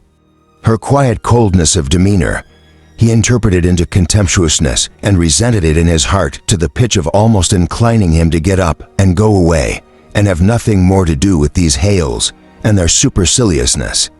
Just as Margaret had exhausted her last subject of conversation, and yet conversation that could hardly be called which consisted of so few and such short speeches, her father came in, and with his pleasant, gentlemanly courteousness of apology, reinstated his name and family in Mr. Thornton's good opinion. Mr. Halley and his visitor had a good deal to say respecting their mutual friend. Mr. Bell and Margaret, glad that her part of entertaining the visitor was over, went to the window to try and make herself more familiar with the strange aspect of the street. She got so much absorbed in watching what was going on outside that she hardly heard her father when he spoke to her, and he had to repeat what he had said. "Margaret, the landlord will persist in admiring that hideous paper, and I am afraid we must let it remain. Oh dear." "I am sorry," she replied, and began to turn over in her mind the possibility of hiding part of it, at least, by some of her sketches, but gave up the idea at last as likely only. To make bad worse, her father, meanwhile, with his kindly country hospitality, was pressing Mr. Thornton to stay to luncheon with them. It would have been very inconvenient to him to do so, yet he felt that he should have yielded if Margaret, by word or look, had seconded her father's invitation. He was glad she did not, and yet he was irritated at her for not doing it. She gave him a low, grave bow when he left, and he felt more awkward and self-conscious in every limb than he had ever done in his whole life before. "Well, Margaret, now to luncheon as fast as we can. Have you ordered it?" "No, Papa, that man was here when I came home, and I have never had an opportunity. Then we must take anything we can get. He must have been waiting a long time, I'm afraid. It seemed exceedingly long to me. I was just at the last gasp when you came in." He never went on with any subject, but gave little short, abrupt answers, very much to the point though, I should think. He's a clear-headed fellow. He said, "Did you hear that Crampton is on gravelly soil, and by far the most healthy suburb in the neighborhood of Milton?" When they returned to Heston, there was the day's accounts to be given to Mrs. Halley, who was full of questions which they answered in the intervals of tea drinking. "And what is your correspondent, Mr. Thornton, like?"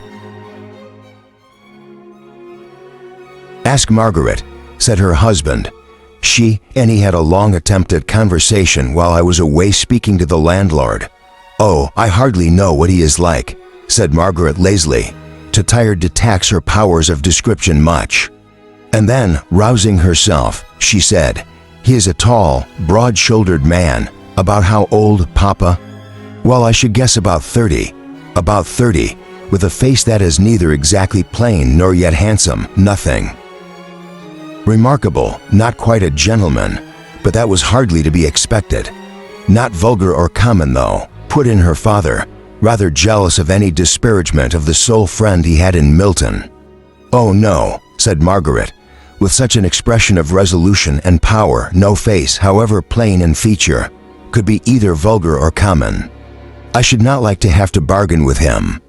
He looks very inflexible, altogether, a man who seems made for his niche, Mama, sagacious and strong as becomes a great tradesman."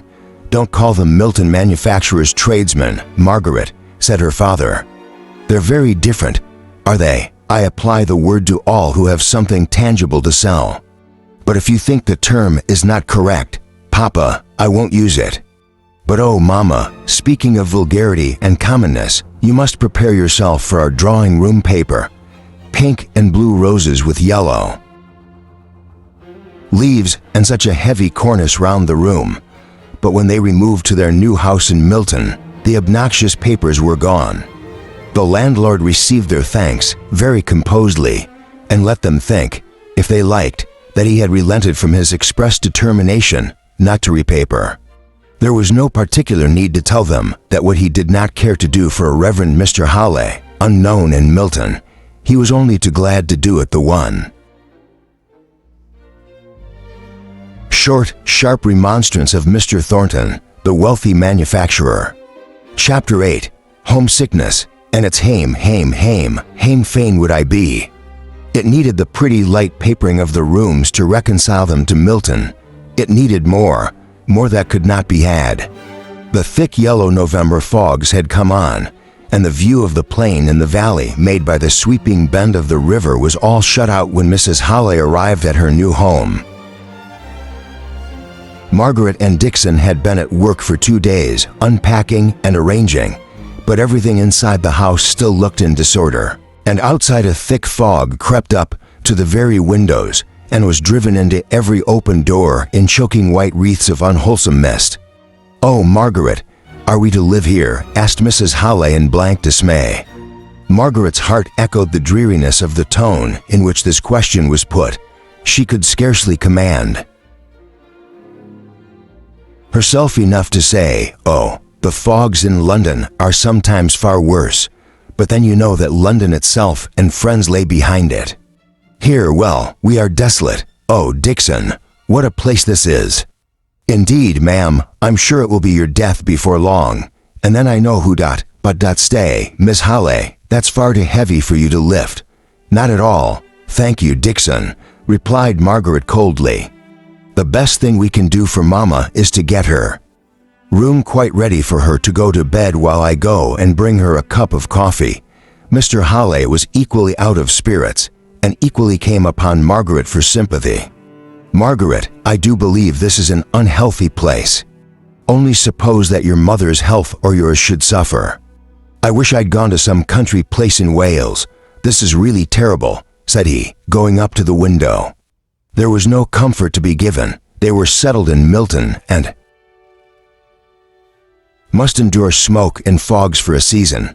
Indeed, all other life seemed shut out from them by as thick a fog of circumstance. Only the day before, Mr. Halley had been reckoning up with dismay how much their removal and fortnight at Heston had cost, and he found it had absorbed nearly all his little stock of ready money. No, here they were, and here they must remain. At night, when Margaret realized this, she felt inclined to sit down in a stupor of despair. The heavy, smoky air hung about her bedroom, which occupied the long, narrow projection at the back of the house. The window, placed at the side of the oblong, looked to the blank wall of a similar projection, not above 10 feet distant. It loomed through the fog like a great barrier to hope. Inside the room, everything was in confusion. All their efforts had been directed to make her mother's room comfortable. Margaret sat down on a box, the direction card upon which struck her as having been written at Helstone. Beautiful, beloved Helstone. She lost herself in dismal thought, but at last she determined to take her mind away from the present and suddenly remembered that she had a letter from Edith, which she had only half read in the bustle of the morning. It was to tell of their arrival at Corfu, their voyage along the Mediterranean, their music and dancing on board ship, the gay new life opening upon her, her house with its trellised balcony and its views of a white cliffs and deep blue sea. Edith wrote fluently and well, if not graphically. She could not only seize the salient and characteristic points of a scene, but she could enumerate enough of indiscriminate particulars for Margaret to make it out for herself. Captain Lennox and another lately married officer shared a villa high up on the beautiful precipice. Rocks overhanging the sea. Their days, late as it was in the year, seemed spent in boating or land picnics.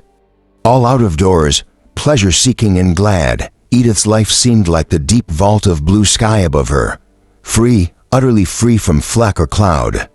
Her husband had to attend drill, and she, the most musical officer's wife there, had to copy the new and popular tunes out of the most recent English music for the benefit of the bandmaster. Those seemed their most severe and arduous duties. She expressed an affectionate hope that if the regiment stopped another year at Corfu, Margaret might come out and pay her a long visit. She asked Margaret if she remembered the day 12 months on which she, Edith, wrote how it rained all day long in Harley Street, and how she would not put on her new gown to go to a stupid dinner and get it all wet and splashed in going to the carriage, and how at that very dinner they had first met Captain Lennox. Yes, Margaret remembered it well. Edith and Mrs. Shaw had gone to dinner. Margaret had joined the party in the evening. The recollection of the plentiful luxury of all the arrangements, the stately handsomeness of the furniture, the size of the house, the peaceful, untroubled ease of the visitors, all came vividly before her, in strange contrast to the present time, the smooth sea of that old life closed up, without a mark left to tell where they had all been. The habitual dinners, the calls, the shopping, The dancing evenings were all going on forever, though her Aunt Shaw and Edith were no longer there, and she, of course, was even less missed. She doubted if anyone of that old set ever thought of her, except Henry Lennox. He too, she knew, would strive to forget her because of the pain she had caused him. She had heard him often boast of his power of putting any disagreeable thought far away from him. Then she penetrated farther into what might have been. If she had cared for him as a lover and had accepted him, and this change in her father's opinions and consequent station had taken place, she could not doubt but that it would have been impatiently received by Mr. Lennox. It was a bitter mortification to her in one sense, but she could bear it patiently. Because she knew her father's purity of purpose, and that strengthened her to endure his errors, grave and serious though in her estimation they were. But the fact of the world esteeming her father degraded in its rough, wholesale judgment would have oppressed and irritated Mr. Lennox. As she realized what might have been, she grew to be thankful for what was. They were at their lowest now. They could not be worse. Edith's astonishment and her Aunt Shaw's dismay would have to be met bravely when their letters came. So Margaret rose up and began slowly to undress herself, feeling the full luxury of acting leisurely, late as it was, after all the past hurry of the day. She fell asleep hoping for some brightness, either internal or external. But if she had known how long it would be before the brightness came, her heart would have sunk low down. The time of the year was most unpropitious to health as well as to spirits. Her mother caught a severe cold, and Dixon herself was evidently not well, although Margaret could not insult her more than by trying to save her or by taking any care of her. They could hear of no girl to assist her. All were at work in the factories. At least those who applied were well scolded by Dixon for thinking that such as they could ever be trusted to work in a gentleman's house, so they had to keep a charwoman in almost constant employ. Margaret longed to send for Charlotte, but besides the objection of her being a better servant than they could now afford to keep, the distance was too great. Mr. Hawley met with several pupils recommended to him by Mr. Bell or by the more immediate influence of Mr. Thornton. They were mostly of the age when many boys would be still at school, but according to the prevalent and apparently well-founded notions of Milton, to make a lad into a good tradesman, he must be caught young and acclimated to the life of the mill or office or warehouse. If he was sent to even the Scotch universities, he came back unsettled for commercial pursuits. How much more so if he went to Oxford or Cambridge, where he could not be entered until he was 18. So most of the manufacturers placed their sons in sucking situations at 14 or 15 years of age, unsparingly cutting away all offshoots in the direction of literature or higher mental cultivation in hopes of throwing the whole strength and vigor of the plant into commerce. Still, there were some wiser parents and some young men who had sense enough to perceive their own deficiencies and strive to remedy them. Nay, there were a few no longer youths, but men in the prime of life, who had the stern wisdom to acknowledge their own ignorance and to learn late what they should have learned early. Mr. Thornton was perhaps the oldest of Mr. Hale's pupils. He was certainly the favorite.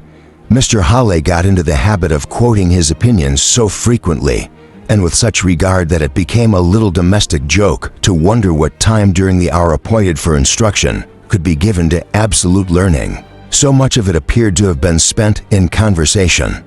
Margaret rather encouraged this light, merry way of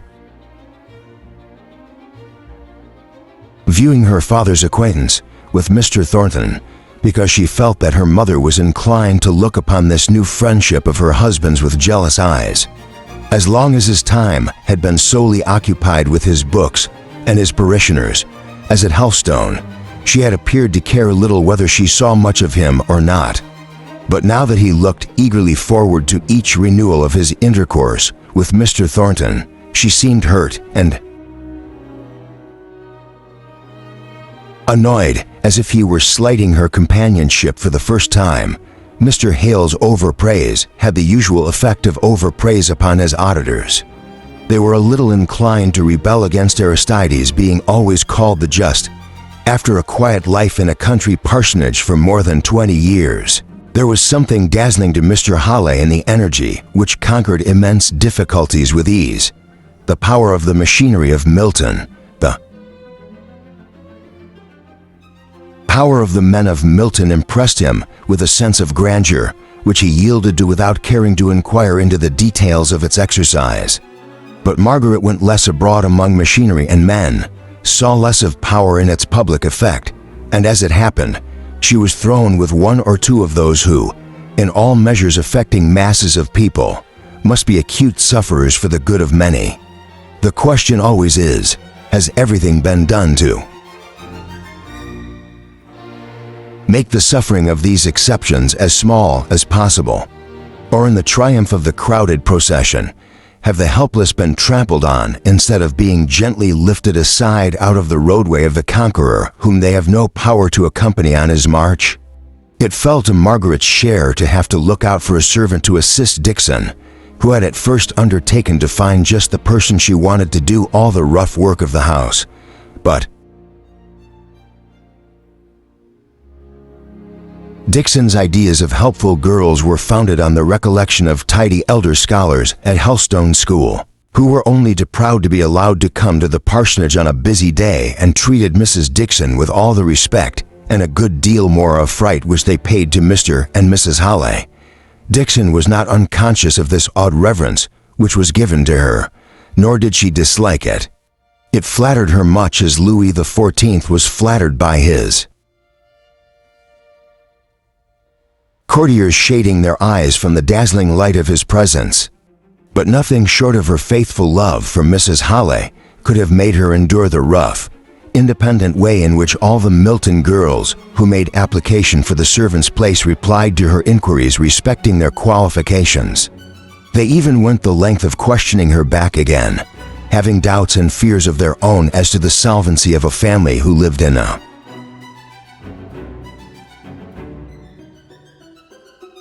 house of £30 a year and yet gave themselves airs and kept to servants, one of them so very high and mighty. Mr. Hale was no longer looked upon as vicar of Helstone, but as a man who only spent at a certain rate. Margaret was weary and impatient of the accounts which Dixon perpetually brought to Mrs. Hale of the behavior of these would-be servants. Not but what Margaret was repelled by the rough, uncourteous manners of these people, not but what she shrunk with fastidious pride from their hill-fellow accost, and severely resented their unconcealed curiosity as to the means and position of any family who lived in Milton and yet were not engaged in trade of some kind. But the more Margaret felt impertinence, the more likely she was to be silent on the subject, and at any rate, if she took upon herself to make inquiry for a servant, she could spare her mother the recital of all her disappointments and fancied or real insults. Margaret, accordingly, went up and down to butchers and grocers seeking for a nonpareil of a girl and lowering her hopes and expectations every week as she found the difficulty of meeting with anyone in a manufacturing town who did not prefer the better wages and greater independence of working in a mill.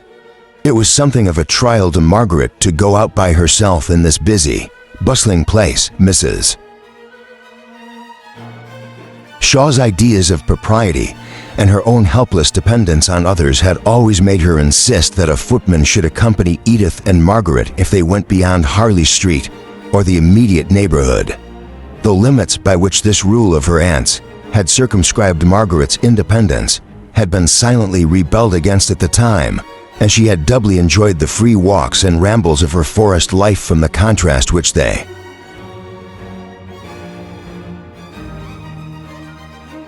presented.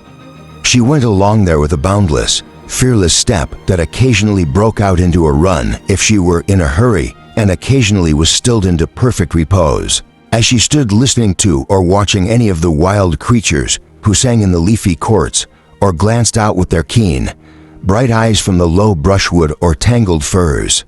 It was a trial to come down from such motion or such stillness, only guided by her own sweet will. To the even and decorous pace necessary in streets. But she could have laughed at herself for minding this change if it had not been accompanied by what was a more serious annoyance. The side of the town on which Crampton lay was especially a thoroughfare for the factory people. In the back streets around them, there were many mills out of which poured streams of men and women 2 or 3 times a day, until Margaret had learned the times of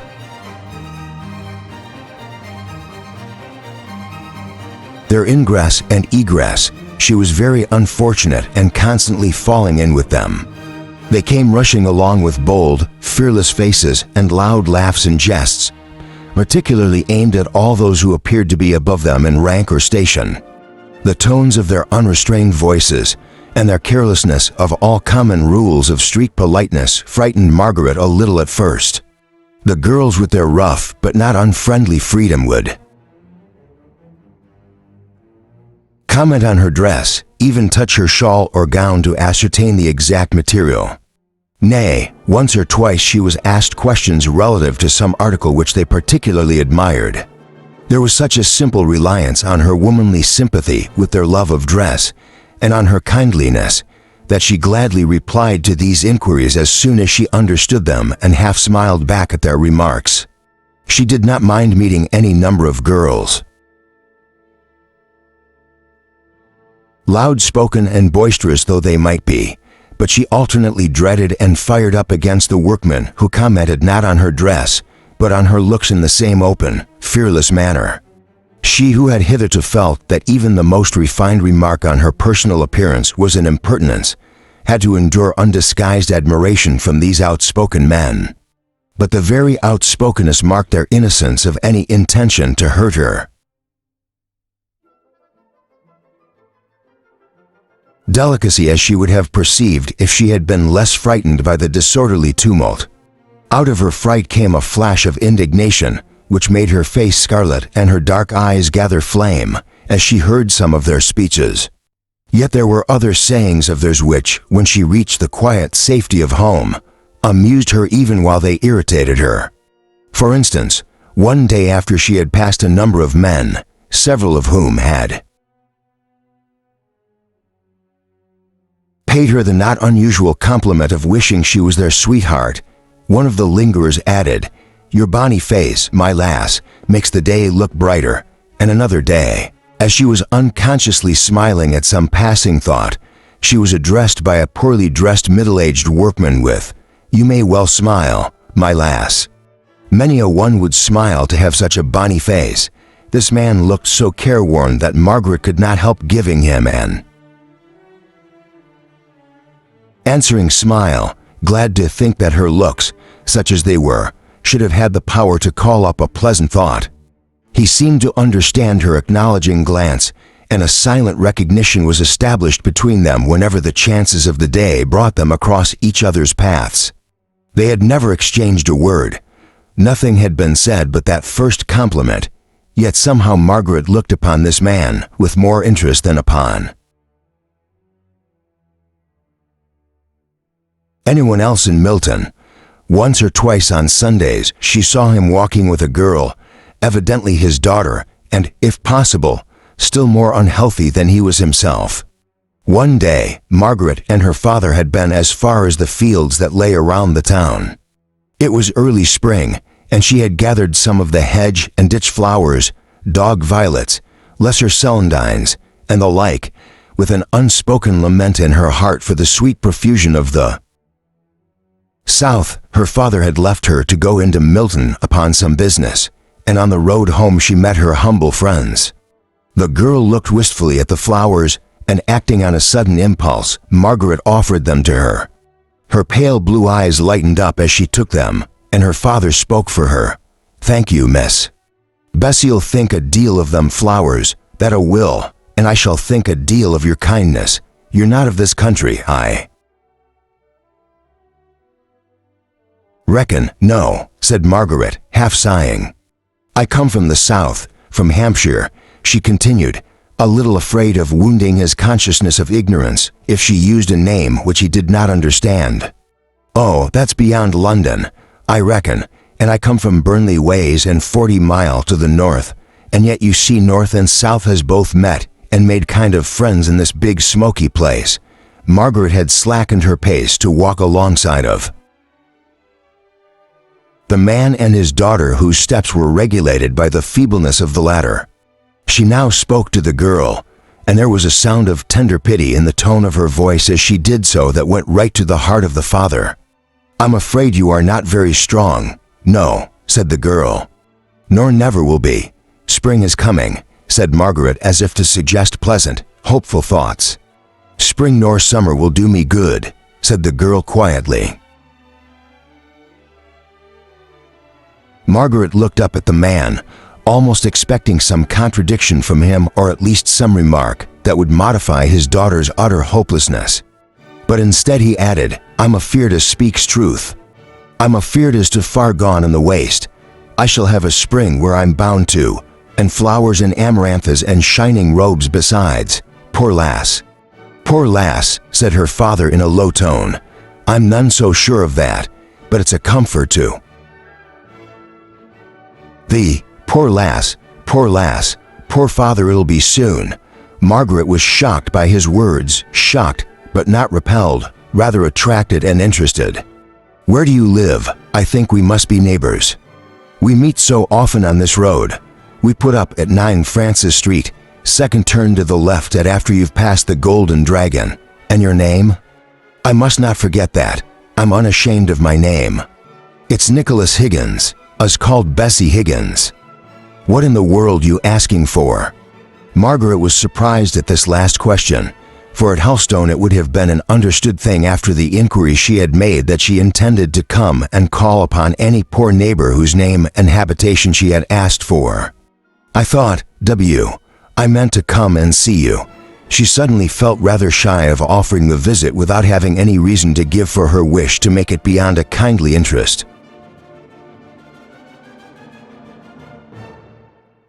In a stranger, it seemed all at once to take the shape of an impertinence on her part.